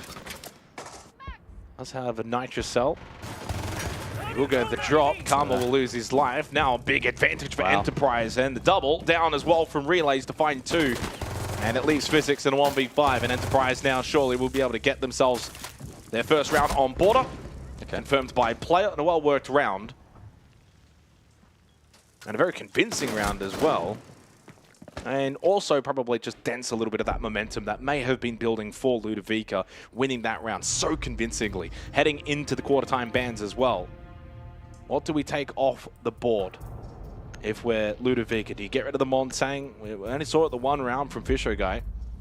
They're going to take it off the Ace, which so far has not been used by Enterprise a lot. Only the 1 round, which was Vent Workshop.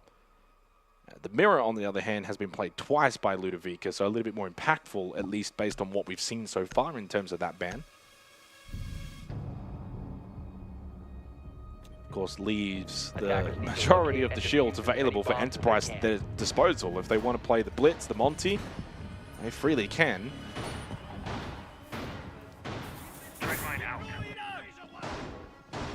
So far, so good on Border. Feels more like a contest, feels more like a grand final.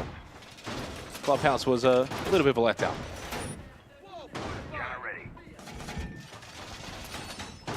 So we return back to Archives Armory and casting out my background 1. It was the all-in play with Yosa for the Archives hit from EP.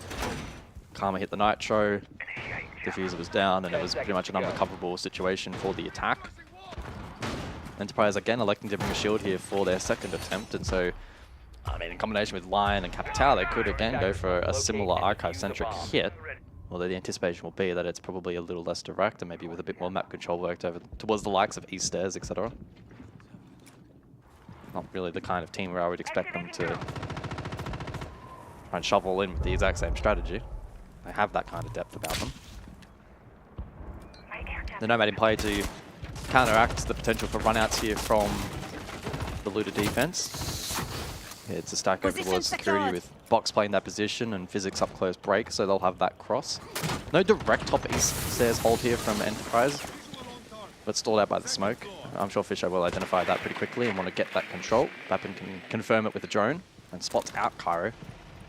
What does Cairo do in this position? Does he try and hold? Does he have a fall-off route? Probably not. Goes forward and gets caught. Yeah, that's not the play. Contest that. You know, you got to respect EP more than that. Like, you're trying to contest as well a Montang when you aren't even worried about your backside on a 50-50 kind of split position top East Stairs. Like, and that Physics is under a ton of pressure trying to claim not the play for Cairo in a grand final as well. And it gives over a freebie to Enterprise, and now Ludovica need to dig deep.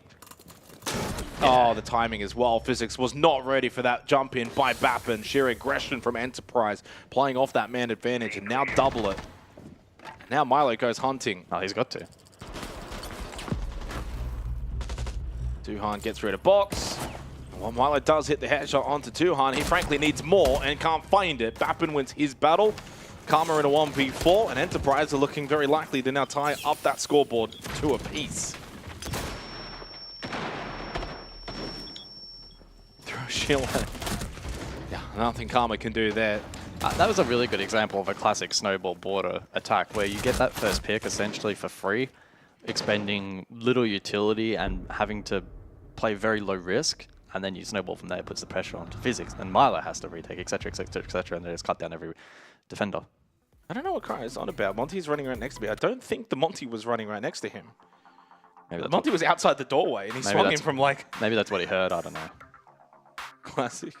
Yeah, I mean, look, I think in terms of... Regardless, however that round, he shouldn't be swinging in that fashion, and it did kind of open up the door, and that's kind of border in a nutshell on defense. You've got to be very careful with your life. It's so valuable that if you lose a player in a key position, the attackers just start flooding in. Like the damn wall that breaks. They're all having a laugh. Enterprise looked very comfortable after a little bit of a rough start to begin with in the opening 2 rounds. They're back, and yeah, they're rolling. And you think about like a player like Player, you know, like getting an opportunity to come into this team that's basically firing on all cylinders. You just got to slot in, and you might be now on a team that's going to win an entire stage. That is a very, very fortunate thing to happen for him. But he's also done his job. Like, he hasn't just come in and is just kind of average. He's come in and making the most of this stage. But this is not good for Ludovica in terms of this tech pause off the back of losing those 2 last rounds in the fashion they did, starting to really give away picks. And by the way, speaking of Player, he's the one that got the opening 2 kills in the last 2 rounds. And you think about, you know, the first 2 rounds was Lunchbox, it was Milo. Okay, that's the strength of Ludovica, and that's what we were talking a little bit about on the Desga Times. And I look back to Clubhouse as well. Only 2 opening rounds were not converted. So far, all 4 rounds have been converted. That's been a staple that the more we kind of keep looking at that statistic, it really does hold true. Opening kills, 2 minutes, 2 minutes, 2 minutes 10.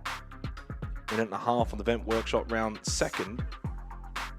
And so far, though, it does feel like Enterprise, they're looking the goods. They're 5 rounds away from being the champions of Oceania for Stage 1, and they're going to be a very intriguing prospect going into Stage 2. Win or lose in this grand final, you think about the major LAN qualifier just being announced, of course, at PAX Australia. How are they going to shape up against the top teams from Asia and APAC North on LAN? How are they going to shape up? EWC, provided they get the invite as well. Yeah, I'm very intrigued. It'll no doubt be a good learning experience.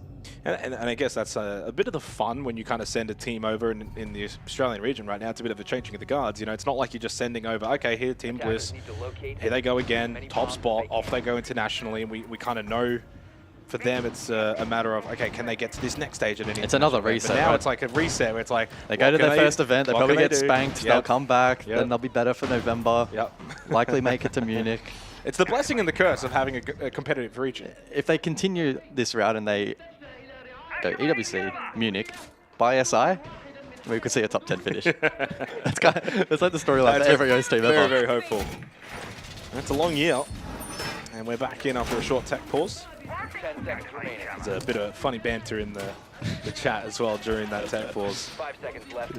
Pyro yet to find a kill here on border, which is not like him at all. And he was the only, well, not the only one. He was one of many on Clubhouse that obviously couldn't find a lot of kills, but he did at least go 6-5, valued his life, didn't lose an entry battle. So he actually went okay on Clubhouse, but so far a shocking start here on border.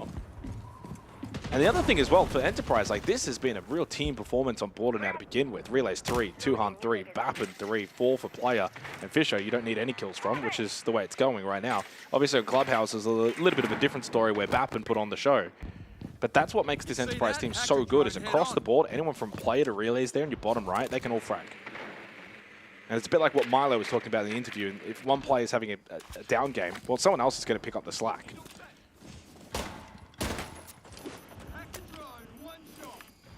Kara just making sure his headphones are plugged in this time, hopefully. Well, he heard that drone. And he hears the Gridlock Stingers as well developing in the hallway. He'll go for the drop. He's got a Nitro Cell, and so does Moloska and Physics, so they'll bring 3 into the round. How many rounds do they really need? Is this 3-3 half territory fine for both teams? Might be the case. As I said though, like I haven't seen a lot of border in the Oceanic region, but attack has been where the strength has largely been in those games. So maybe still a bit of work to do for Enterprise to get more here in this half. Cairo taking early contact, doesn't want to lose his life. He's got the Nitro Cell in hand, throws it up above here, maybe expecting vert pressure. Not sure too exactly why. It was a trade. I think that was a 1-for-1 trade as well. Player then gets the kill onto Box. Good pick through the doorway. And suddenly for Box, from 3-0 to 3-3, no influence in the last 3 rounds. A lot of info still up though for defense, BPCs and Velt Cams, feeding that to Karma, who probably wants to find one and fall off, or maybe even retain control on the vert. Players still eager to contest from Archives after finding the initial pick prior. Drone work has been really good from EP so far. Yeah.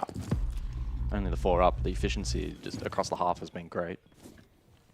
It's just they're so good with, once they get the information, playing off of it. Kara tried to play a little off angle here. Van tries to try and hold. I mean, look at this defense. It's so cramped at the moment. It's so split, and no one can really trade each other. Kara going for a window peek, and, well, to be honest, he almost actually got a kill there, but he took the damage. 20 seconds. This is when Enterprise can do their best work. They just corral the site. They pressure you. They force you to keep moving around. Blow from the Nitro doesn't do anything. Relay's now coming over towards Lobby. Gets the kill with the Vendetta onto Physics. Traded. Now suddenly time running low, and the kills come through. Okay. Ludovica's defense able to withstand that little pressure from Enterprise, and they go 3-2 up. That round, though, it just felt like it was EP until the very end, when Ludovica just get a couple of kills and they win the round. To me, they had no real momentum in the round itself. Yeah, it had all the hallmarks of being an attacking round win. We saw how cramped the defense was. They were conscious of vert. Then there were so many angles horizontally, which was the pivot attempt there from EP. And even despite, I think, a good line scan at the end there landing, they lost those duels. It really just came down to a gunfight differential at the very end. The groundwork, the map clear, the vert, the remodeling, etc. was all really clean from attack, but Luda sharp towards the tail end. Didn't give away their lives too freely as well. It would have been quite easy to have that discomfort translate into peaks or repositioning into the fog of war kind of established there around the side by the attack. But Luda hold firm. Final round of the half, and a 3-3 is increasingly likely. I think 3 is fine for Ludovica off the back of what we saw from Clubhouse. I mean, it's already a better round differential than Clubhouse entirely, where they only got the 2 rounds. Yeah. And I think they can certainly be competitive on their attack, where, of course, entry is their best method to their madness. Enterprise. It would be a very OCE grand final if they were to somehow lose it after what we've been talking about, how dominant they were in Clubhouse, and it almost feels inevitable. So far, Ludovica are putting up that one last fight and saying, we're going to try and hold strong here. And up 3-2 now on border. They've given themselves a platform, final round of the half. If they fight a 4th round, I will start to believe. Fisher now brings the blitz, and that's one thing they have exploited with the ban in terms of shield play being only the Blackbeard. They brought a lot of Monty, and now they bring the blitz. Fisher calling out, good information found. That's why shield play works so well for Fisher, guys, is this ability to convey the information and then play off of it and sort of dictate for his team how they want to proceed off of said info. Logic bomb from Relays rather early in the round. Yeah, including OCE, they played a shield in every single round bar the last, which they've lost. Oh, this is aggressive from Relays. They may not even know he's already this deep. No, caught. Box was switched on. Would have got that beeper information. And so far, so good from Ludovica. And what they've actually been able to do is almost like hide a little bit. They're not giving as much information over to Enterprise. You can see they're scouting, they're looking, they're trying to find something. And Relay's got a little bit over-aggressive. And Box from above hits the headshot onto Fisho Guy. Dispels that blitz. And player will fall 2 harm low. And Ludovica are setting themselves up very nicely to now close this half out 4-2 in their favor. Baffin falls to Karma. And this grand final still has certainly more to play out as Ludovica have a 2-round lead going into the second half. Keep things interesting. Last round, a good example of not feeding anything into the lurk. And for one of the only times that I really noticed throughout the half, the drone economy as well, quite weak there for the attack. They couldn't had find any left info. and they really didn't have a great read. Yeah. So a 4-2 lead for Ludovica, and in the end, they got every single round that they got the opening kill. Same as well for Enterprise, for that matter. So 100% conversion rate in terms of opening kill, which I think is probably a part and partial if I had to reason guess, because of Border in the Border way it should, plays. at least on paper, have the highest conversion rate, I would imagine. Insta Blitz ban. Will it be followed by the Blackbeard? Don't think it'll be the Monty, surely. Zami to follow as well with the Castle. Oh, so this is it. This is where it gets the blood boiling a little bit and the spine tingling. Ludovica 3 rounds away from a third map in a grand final. Enterprise now have to dig deep a little bit here, going on to defense Border, their map pick. And this is when as well, if you're Ludovica, how do you want to play this opening round? Armory and Archives, you can hit quick. We saw that attempt from Enterprise back in the opening round, didn't work. Do you go for that more slow, stall-out tactic where you send in Cairo and Karma, play the Finker, try and take battles, find ones? If you go 5-2 up, though, if you're Ludovica, how the tables turn. Yeah, exactly. It's an interesting prospect. You're facing the Goyo with at least double canister on the default. And the smoke babes from Bap, and it is just the singular Nitro. 10 seconds left for insertion. I do wonder, the comp from me, in my eyes, is not suggesting we'll see that style of player from attack, right? No. Deimos for map clear. Karma can farm and heal up mid-round. The Milo execute utility is also quite versatile. If you see an opening armory, for instance, you can still deploy that there as well. I don't think they're really locked into a singular, play style here. They'll just adapt mid-round and go for what is ideally the most optimal option. So as Ludovica go on to their attack, again, reminder, they are the best entry team in the region. And this is where they need to very much get the most out of that statistic. 4 drones down already is not ideal. This is an aggressive position from Bap, and surely gets droned out. A long angle through Passport. Well, they've used that flame early, anticipating maybe the Cairo West cold, but Bappin, as you mentioned, and as we can see, down below.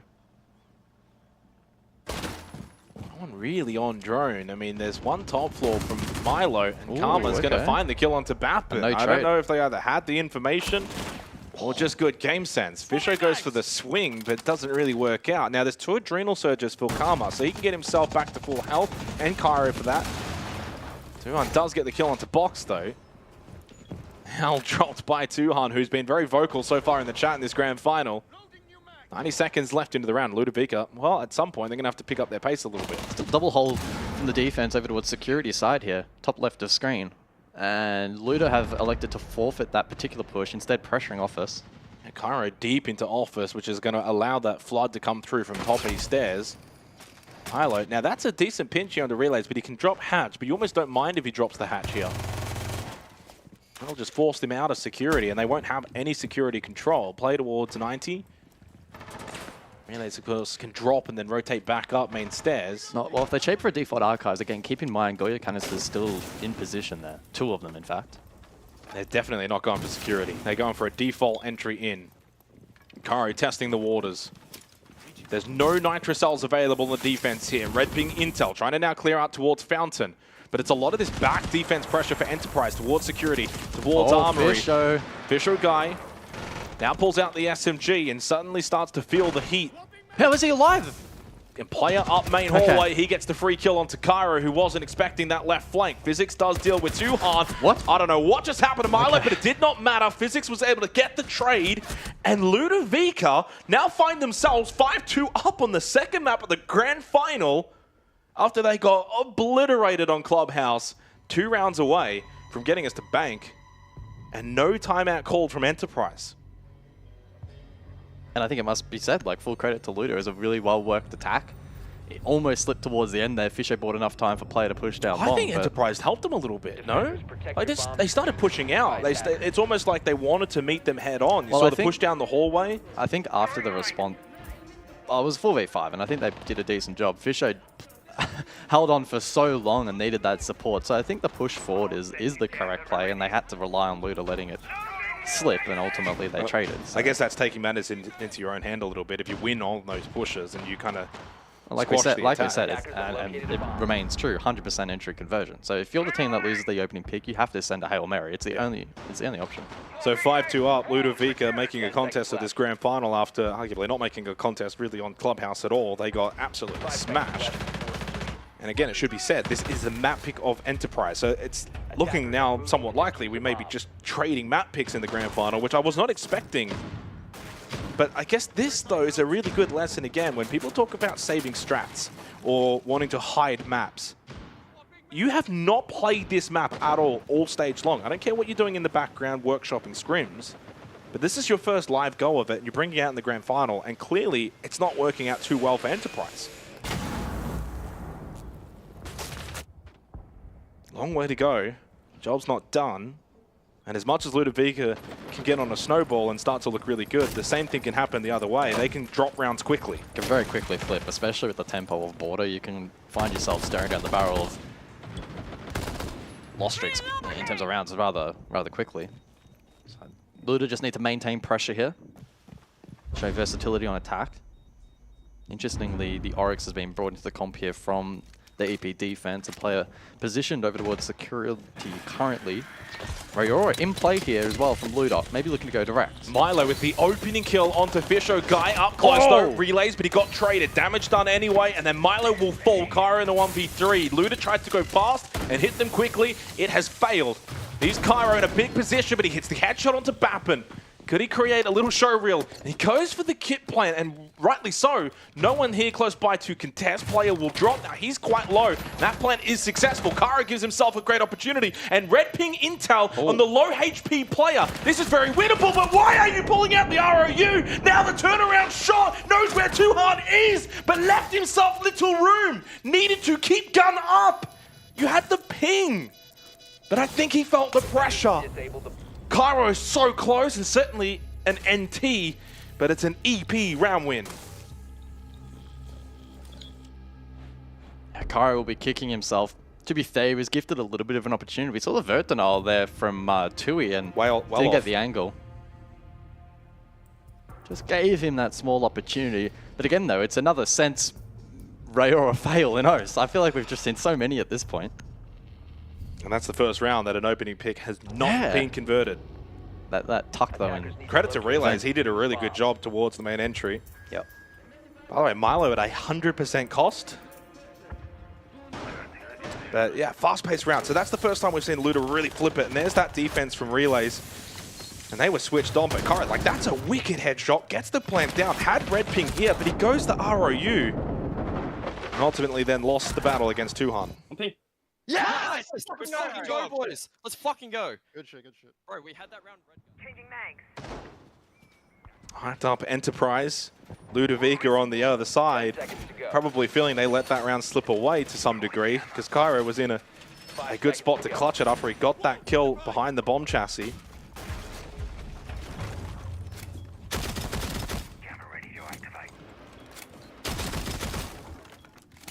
Milo 3-0 on the entry so far on Border. 100% cost, but he's 5-6. He's the only player going negative, but he's got a 111 EPS. Funny old statistics. Yeah. Yeah, it's remarkable that his cost is so high.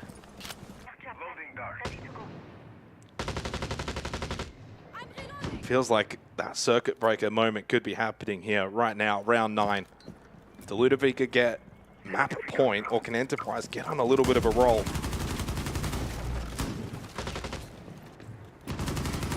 It's an east stairs forfeit this time around from defense. No smoke in play. Karma taking that ground. Nade, force relays back, doesn't do a lot. Nitro, ineffective, wasted. It's a Good headshot angle. Relays could win that. Oh, that nade just kept bouncing around quite awkwardly, but he resets nicely, gets the headshot. There's no follow-up. Double nade and no follow. Does get the opening kill, but there was one back there for Ludovica. Same as well. Just then, Karma trade onto Relays 3v3. So Ludovica picking up the pace a little bit here on border.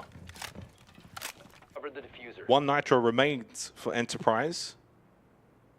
Still 2 flashes, a frag grenade, 2 adrenal surges, and well, belt of bolts for Molosca. Tuhan with a pre-placed Nitro down below on that default plant position. Thank you, Sky. Another our very sexy observers for finding that one. Oh, sexy. But they are. I thought you were gonna say highly talented. Well, they're that too. Fisher guy, by the way, 1 and 6. Now we know he's not a fragger by any means, but 3v3, you want guys that can find kills at this point. Minute left. And a little slowdown from Ludovica after their rather fast-paced hit to begin the round. And this is, I mean, right now, this is a genuine 50-50. Either of, I know it sounds a bit silly, but either of these two could win this round. Next kill is so important. Fisher has the Zoto stall out, which is good here from the Tuberal. Milo, though, with full belt of Util. Still a nade and 2 flashes for attack. Can't go too late here, though. Now you're at that 30-second mark. Zoto canister, a little bit of a stall out. You can shoot that on the left side, but there's another one on the right side doorway. One more Zoto still remaining from Fisher Guy. 20 seconds now. Okay, clock starting to now favor Enterprise. Hey, where's Milo going on? He's gone all the way around to Archives. Tuhan's going to get a free kill here as well if this doesn't get checked. There's no time left in this round. They've just done nothing but just sit and wait. Milo with the reposition, looking to come in towards Archives. Bappin gets the kill onto Milo. Here's the freebie for Tuhan. Although he's missed the shots, he doesn't get said freebie, but no diffuser. Oh, what a calamity for both teams. Yeah, Fisher can't believe it. I mean, oh my goodness. Milo pivoted so late there. So late. Oh no. And was completely on an island. And you would imagine Tuhan, as soon as he allows the position through the doorway and he knows he's the last player alive, he's probably thinking, I've lost the round. Yeah. And then time runs out and he's like, oh, I won the round. Well, not him specifically. Well, he didn't die. He didn't really do anything, but he was alive at least. 5-4. And yeah, it's the kind of round as well where now for Ludovica, more than anything, they've just got to move on very quickly from that. They can't linger on it. You can't think, oh, guys, what are we doing? Or what happened here? Or why did this break down? I think in Marlo's mind, it was like the stall out over towards Armory looked too difficult to push through, so he wanted to take a calculated risk Archives, but Took too long. Just didn't pay off. So Bathroom and Towers, 5-4, 10th round. Defenders, protect your bomb. Ace mirror bands. The Ace, by the way, has been played every single round by Ludovica. The mirror, not once, by Enterprise. You can definitely tell, actually, you kind of think about the previous half as well. Like, EP are banning more on what the other team's actually doing and using, whereas Ludovica are going for more like preset bans.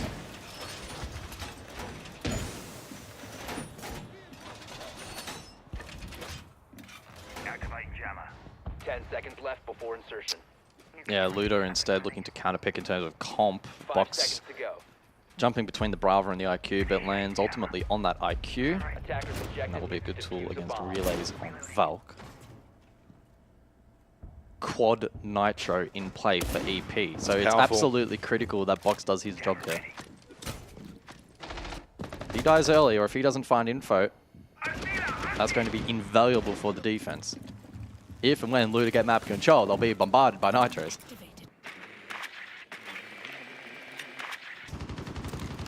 This is a real mental test map right now for Ludovica. It really is. And Box hasn't seen that cam security yet. I think he's, okay, maybe just saw it there. No, he didn't. Oh, no. Yeah, he's got to get it now. Oh, there we go. Okay. I'm having a heart attack. Scanning for electronic So there's devices. a second Valk cam armory. I'm not entirely sure about the position of the third. I haven't seen it flick through yet, unless it has already been dealt with. That's one Nitro down, 3 remain.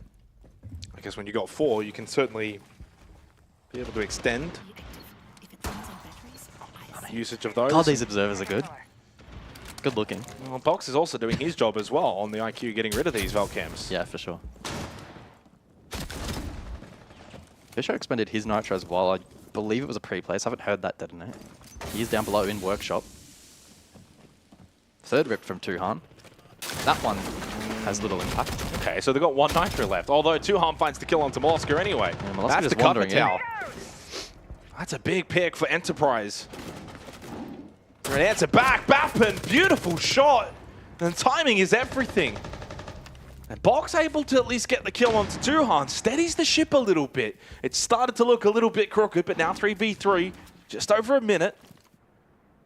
1 flash, 2 frags. Boogie Auto Breach is available. Still a Nitrocell available as well for player. In fact, that's really the main utility. Relays finds the kill onto Box. Player able to survive. And he's able to drop back down towards site. In fact, all 3 players now will be playing site locations. The hard breach tunnel as well on this second floor has made life so challenging for Luda in terms of trying to contest that. They don't really have many other options outside of either a hatch drop or some kind of pivot. Volcam in tellers, by the way. Yeah.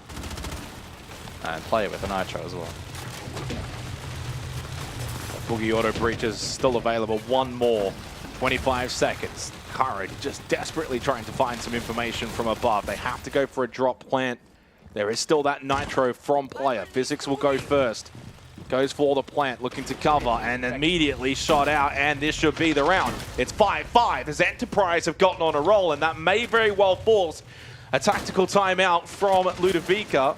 But to be fair, at 5-5, it doesn't always end up being the case. Sometimes you allow that next round to be the one to see if you decide if you want to talk things over. The 11th round, the breakpoint round. And more importantly, 3 in a row for Enterprise has now got them in the position of momentum. They are well and truly on top now. They got the last 2 opening kills. They're starting to win a little bit more convincingly. Protect your bombs from being defused by attackers. They are 2 rounds away from being the champions of the Oceania League for Stage 1. Then Workshop as well will be fascinating because we saw that really quick hit attempt from Luda with the Ray Sense combo, and then the Log Vents from Relays up close on the Vigil was enough to contest that and break it down almost entirely. It's been a much more competitive map though, which is great because obviously Clubhouse was just way too one-sided. But even if you look at like the numbers, just the raw statistical numbers, the bottom fraggers for Ludovica on 6 kills, the top's on 9. You look at Enterprise, disregard Fisher, he's not there to get kills, but 8, 9, 9, 5. You know, like a lot of the numbers have been rather equal. It's a 5-5 scoreline. For the most part, Luda have been better at the entries, but not by a lot. EPS numbers are similar. It's been a really good contest and goes to show. And I think when you look at the upper bracket semi-final and 8-6 on Bank, Enterprise certainly have another gear they can go to, but Ludovica aren't that far behind them.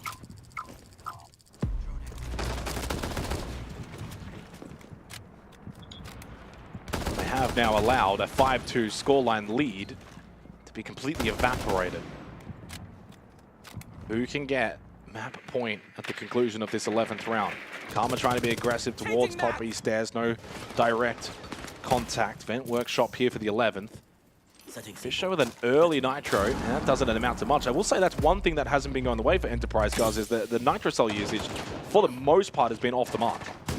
Headshot from Box with the LMG, gets rid of Relays, opening kill for EP. Another Nitro that doesn't really connect. Yeah, it's too late. They've only got 1 remaining now with Tuhan over towards Armory. I was about to say 10 drones up. It's now 9 for Luda. So they should have no issues gaining information late round. They also have 1 Logic Bomb remaining. So we're good. The second on cooldown. Oh, Karma dies. Karma dies though. Okay. Big pick for player. Final line scan. Was that towards like 90 or something, or was he aggressive? I didn't spot I can't really see it on the overview, but player was like deep side, or above side, I should say, over towards archives.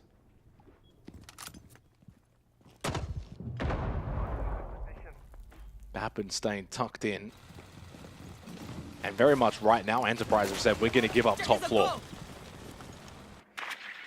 So no contest at all from Enterprise. That should allow Milo to come across with the final auto breach and work that. Bappin, I'm imagining, has not been droned out in supply. Highly unlikely. I haven't seen them flick a drone in that position either. He's definitely one to watch as a win con for Enterprise. 40 seconds. Getting concerned for the time factor. Yeah, you deal with Fisho, but you got to now deal with Bappin. Surprise, Cairo. Position has already been taken.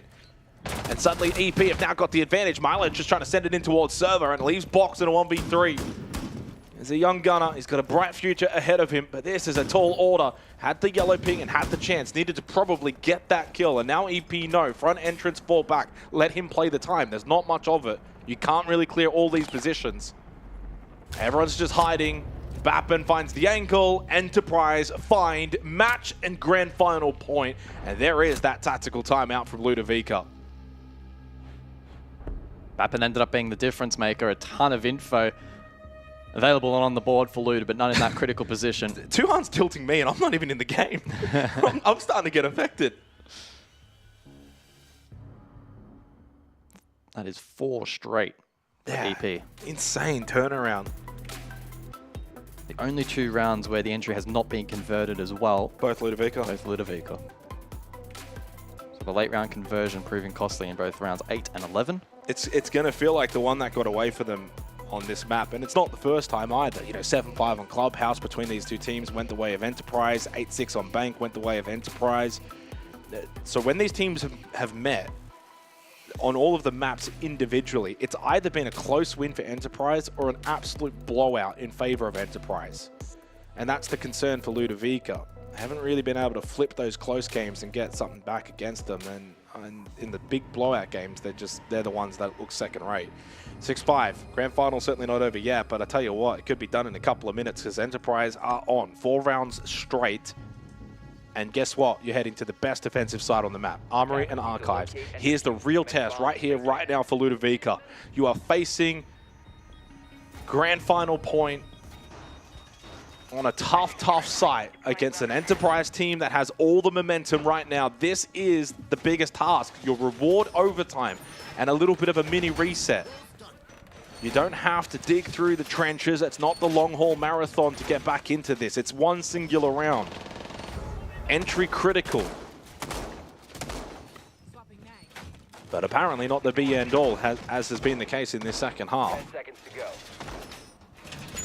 Otherwise, we will be crowning Enterprise as the champions of Oceania for, well, the first time in this region for this team that's been put together, newly built team, and of course for this organization. And later in the year, we'll see if it's the start of something special.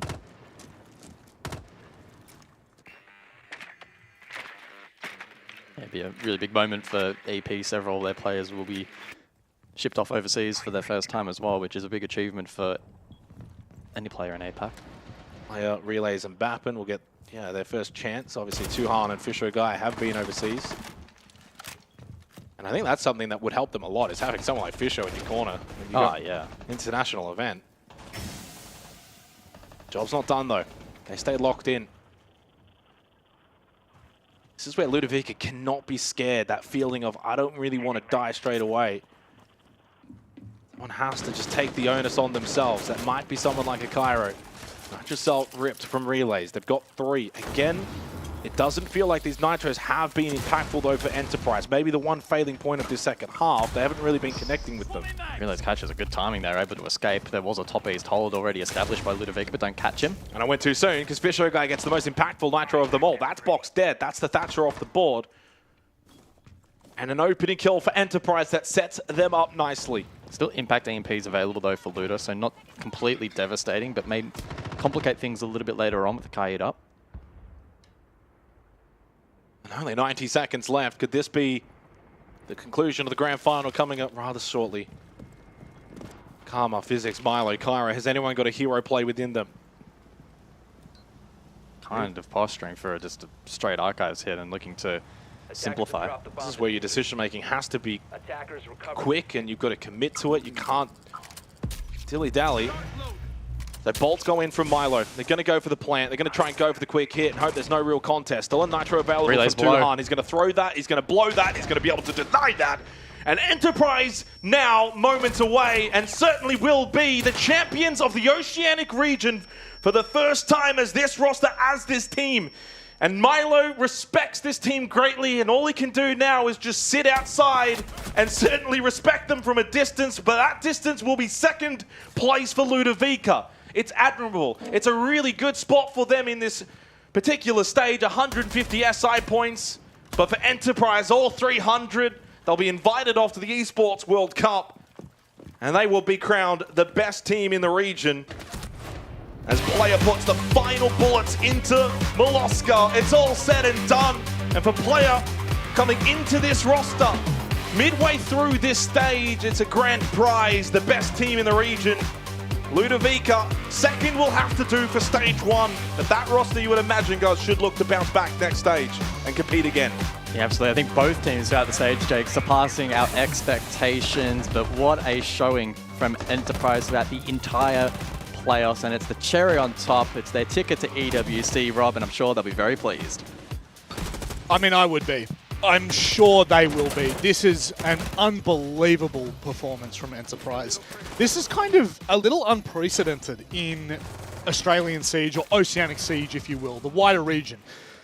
Typically, we will have a team that builds their way through a couple of stages in either Tier 2 or Tier 1, and they start edging toward the top end, and then eventually they win, and it's all this massive congratulations, and, you know, all the adulations go toward them. But this is a roster that was built months ago.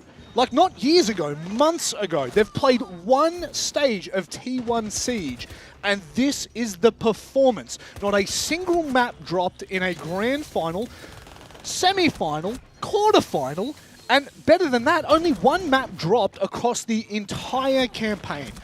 Absolute hats off to this roster, and I think it needs to be said, it needs to be pointed out. It's been said 100 times, I don't care. Hats off to Fisho Guy. This guy is the best, he is the best player we've ever had in Oceanic Siege. Don't care, don't care. It's not even close, it's not even close. He fundamentally has built, performed, and maintained the best teams in the region for the last 4 years running, Dev. But hats off. I mean, the whole roster needs to take a massive bow. That they certainly do. What a well-deserved win for EP. And yeah, like you said, the Team Bliss roster, right? Like when they rose to power, it was a slow formation for years. Originally, they were called Team Ferox. They got picked up by Team Bliss. Yep. And they were kind of mid-pack for a long time. They weren't even in APAC South when your teams like Wildcard, Knights, and Chiefs, even Order, were at the top. Yep. Bliss slowly made their way to their dominance. And then they had a very long era of dominance. They dropped Oda, went and formed Chiefs, and out of nowhere, this brand new team has success. Yep. And then they drop Fisher and Tuhan. Those two go and make their own team, and immediately success. It's been a couple of months now that this EP roster has been a thing. Yep. But nobody expected they would actually overtake not just Chiefs, not just GG, but everyone in the region and assert themselves as the best. And in such a fashion, they have dropped one map to Outlaws of all the teams, or Outlast rather, I should say. I always get those two confused. Outlast of all teams in their whole campaign. Yep. It's unbelievable. It is. I mean, what's that? 6 matches in playoff, 7 in regulation. That is just absolutely ridiculous. But it's time to welcome in a person that we have had a lot of admiration for on the desk over the last couple of weeks. An individual that has had a very rough trot of trying to find an organization to stick with. It is Player himself.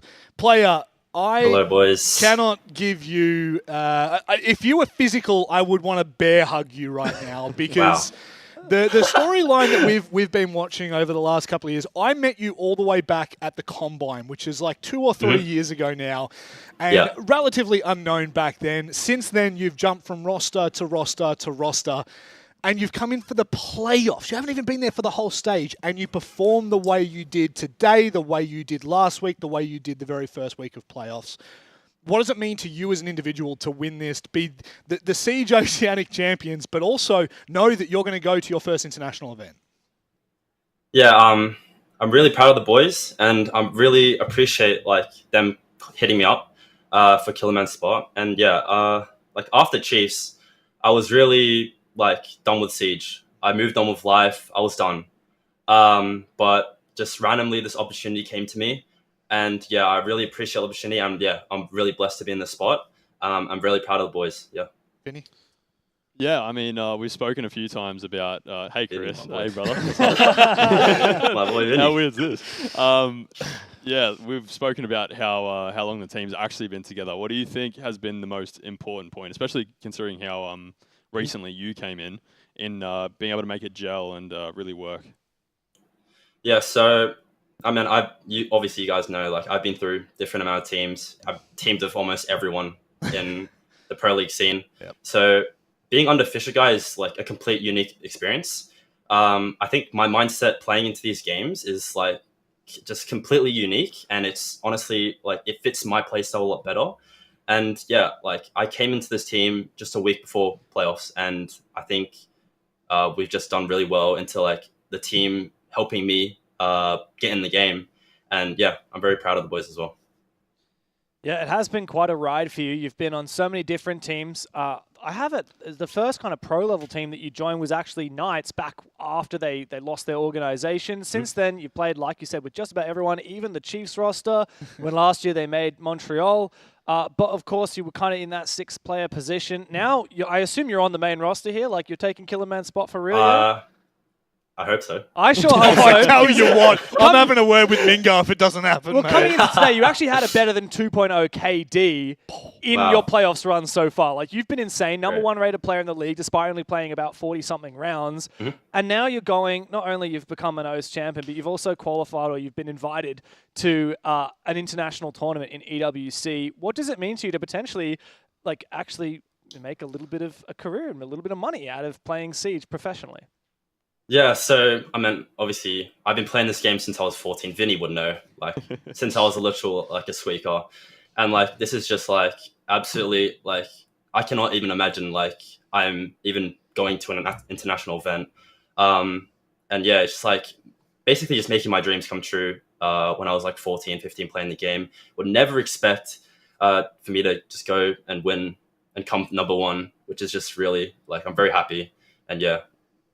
Thanks to everyone for supporting us as well. Anything else from either of you boys?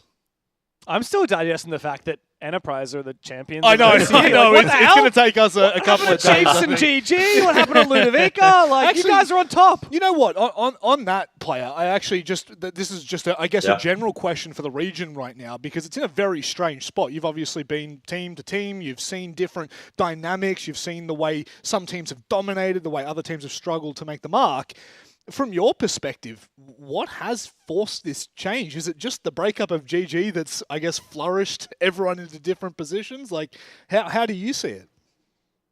I think, I don't know, this scene is probably the most competitive scene like we've ever seen. Yeah.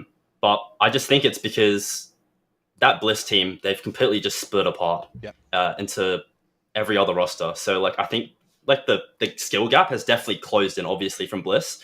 And yeah, I think it's just like the battle of the Bliss members, and obviously Fisher's on top.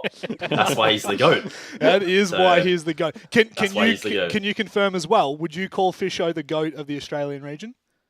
He's the GOAT of the ocean. Are you serious right now? Like, there we go. No one's going to say anything different. Player, as per usual, we do this for everyone. It might mean a bit more for you, but would you like to say anything before we let you go and you start preparing for your very first international Siege event? Yeah. I just want to thank everyone for supporting us, as well as the org for supporting us as well. And I really appreciate, and I will not take this opportunity for granted, obviously with my team picking me up as well.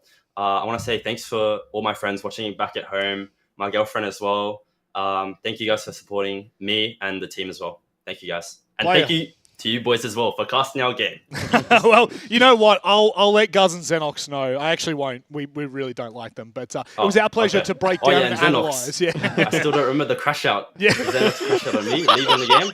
I won't forget that. It's turned back around. I'm joking. That's my fault. It's gone 180, mate. Now the crash out's on him. Player, thank you so much, mate. I'm so happy for you. And best of luck at EWC. Hope I do you guys proud. You will. Follow Chris. My God, I completely forgot about the crash Yeah, out. the Player crash was the out. subject of Xenox's crash. What did he do? Yeah. He left the game early He or left. something? So something had happened earlier in the week where a player had left a game early. I think it was Turd left the game early.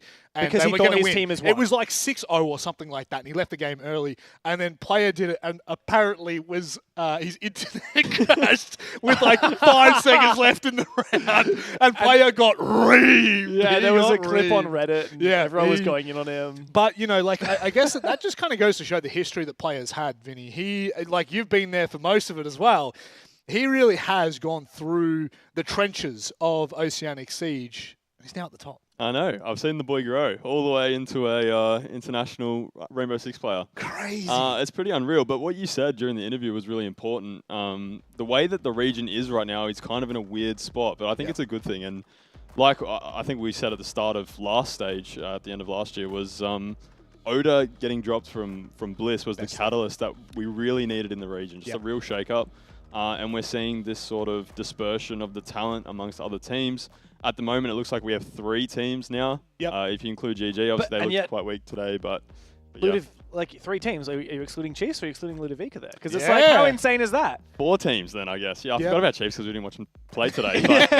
But yeah, it's just like, it's the best way that we have it right now. And we said before that Ludovica seems like a bit of a mishmash of players. We never expect them to play together. But I think now is more important than ever that there was a period where basically anyone could get into the league. Yes. You make a team with your mates, and you could somehow qualify in. How would you know that, Vinny? I also had a team with my friends. Oh, crazy! But we were well established. Yes, before that. very well established mates. But now we're seeing teams that probably weren't mates before they joined together, and it's about finding the right balance between the players. And I think right now we have, as you said, 4 teams that have that balance sort of starting to figure it out. GG look like they might need a bit more rebalancing. More imports, maybe. Maybe Chiefs as well. Yeah. Especially before today. But yeah, I'm super excited about the future of this region. It's awesome. It's crazy because you call Ludovica like this kind of band of, we never expected them to get together. Hang on a second. Relays is an OCE champion? What? Relays? Who was this guy a year ago? I never heard of him a year ago. Even Bappin. Like, Bappin, literally 16 months ago. Who is he? I'd seen Bappin like in ranked a few times. One of those kids who's swinging everyone. I'm like, I guess he's just, the latest guy ego challenging everyone. No, he's an OCE champion. Yep. Relays is an OCE champion. you Fisho is back on top. Yep. Dropped over and over again. Dropped by Ethan. Dropped by Titan. And he's back on top. We're not pointing fingers, though. No, But not Ethan fingers, Titan. Ethan and Titan. We definitely don't point fingers here. I can't believe it. It even goes to show as well. Tuhan back on top. Yes. Unfortunately for him, he came into the top team in the region at the worst possible time you could ever get your rise to greatness. And now he's gone and run it back with a member of his team that have now phenomenally done just a ridiculous job. That is going to be talked about for a very long time. But we have one more thing to talk about before we close up shop today. It's the Tier 2 ecosystem for Oceania. We talked about it last week. We have the rivals and, of course, the RPC that are currently going. If you are an RPC fan, it's basically 10-man servers, and it allows you to compete for ELO and, of course, prizes. However, what we're talking about here is a bit of a reformat of some of the way the competition hub has run in the past. So the weekly cups are now being disbanded in favor for some more supported Tier 2 competition. So you'll see this on your screen. Feel free to have a read of it. I'm not going to baby feed the entire bit of information. Basically, each of the hubs, Oceania, Asia, APAC North, will all have their Tier 2 tournaments. You can find out more information by following the prompts, but essentially, Tier 2 is coming back, and Vinny, it's something that we talked about last week, and you're probably the perfect person to kind of talk about it a little bit more, because you came from under 18s into one of the biggest rosters in Oceania at the time, and potentially even in Global Siege. Wildcard back then was a phenomenal team. Back then, I want to make sure that I cut the line with where you joined.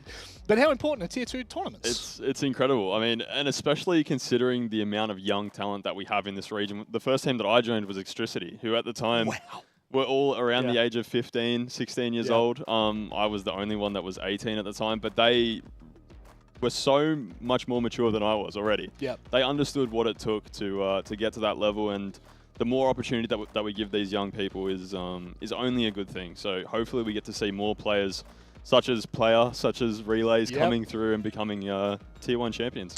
Yeah, and in terms of the RPC, right, like that 10-man's competition, I saw the beta champions, and Tuhan was actually one of them. Yep, there you go. And then there's like a bunch of guys I've literally never heard of who might be the next Tuhan. Correct. I mean, like, you know, we're talking about Enterprise, but like you've got Lunchbox on the other team who literally less than 6 months ago was not old enough to compete in Oceanic Tier 1 Siege. So it's just incredible to find the next diamond amongst the rough, and there are lots of roughs. Let's just put our hands up. But of course, if you're looking for more information, there'll be links in the chat, and there'll be links around that you'll be able to find your way to the corresponding hub and where you are from. So with that, without any further ado, it's done and dusted. I don't know if either of you do want to have one final cap on Oceania. I know we've had a decent chat about this, but I'll leave the floor here for either of you.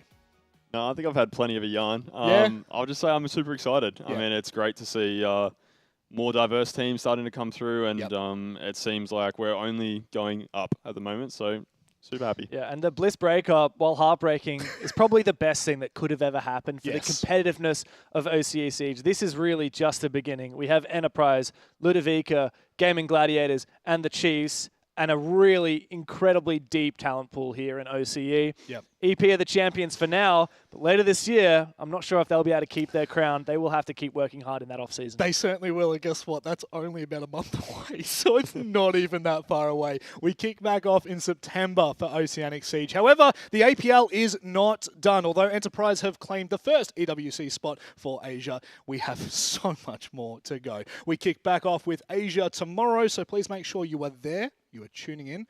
Can't wait to see Weibo win. Apart from that, thank you very much for joining us. It's been a pleasure, and good night.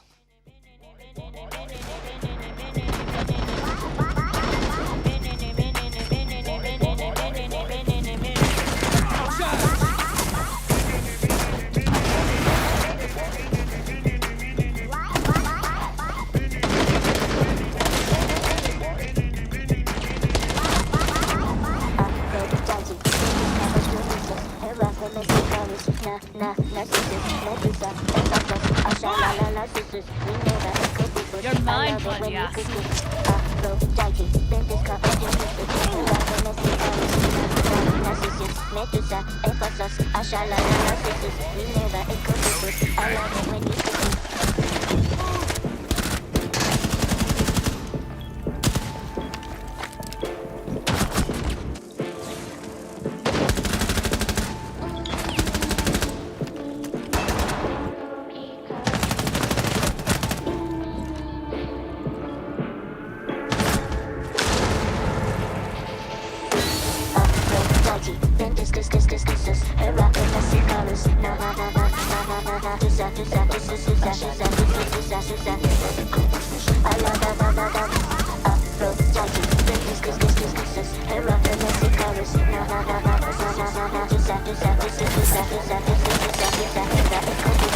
love it when you couscous. Love it when you couscous. Love it when you couscous.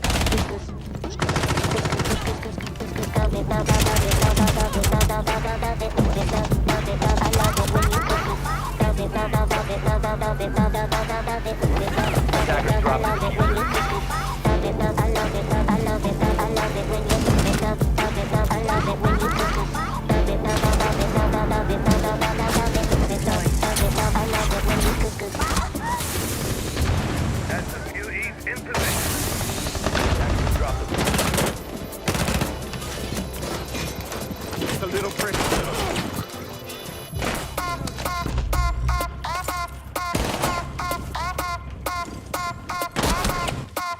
I've been thinking about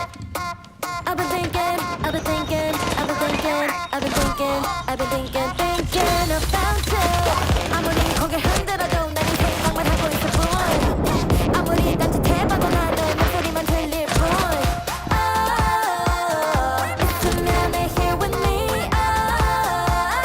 가득 심장이면 please tell me. 빨리 고백해볼까? 눈 감고 말해볼까? 미치겠어 only you. 이런 건 처음이야. 너무 설레미 전날.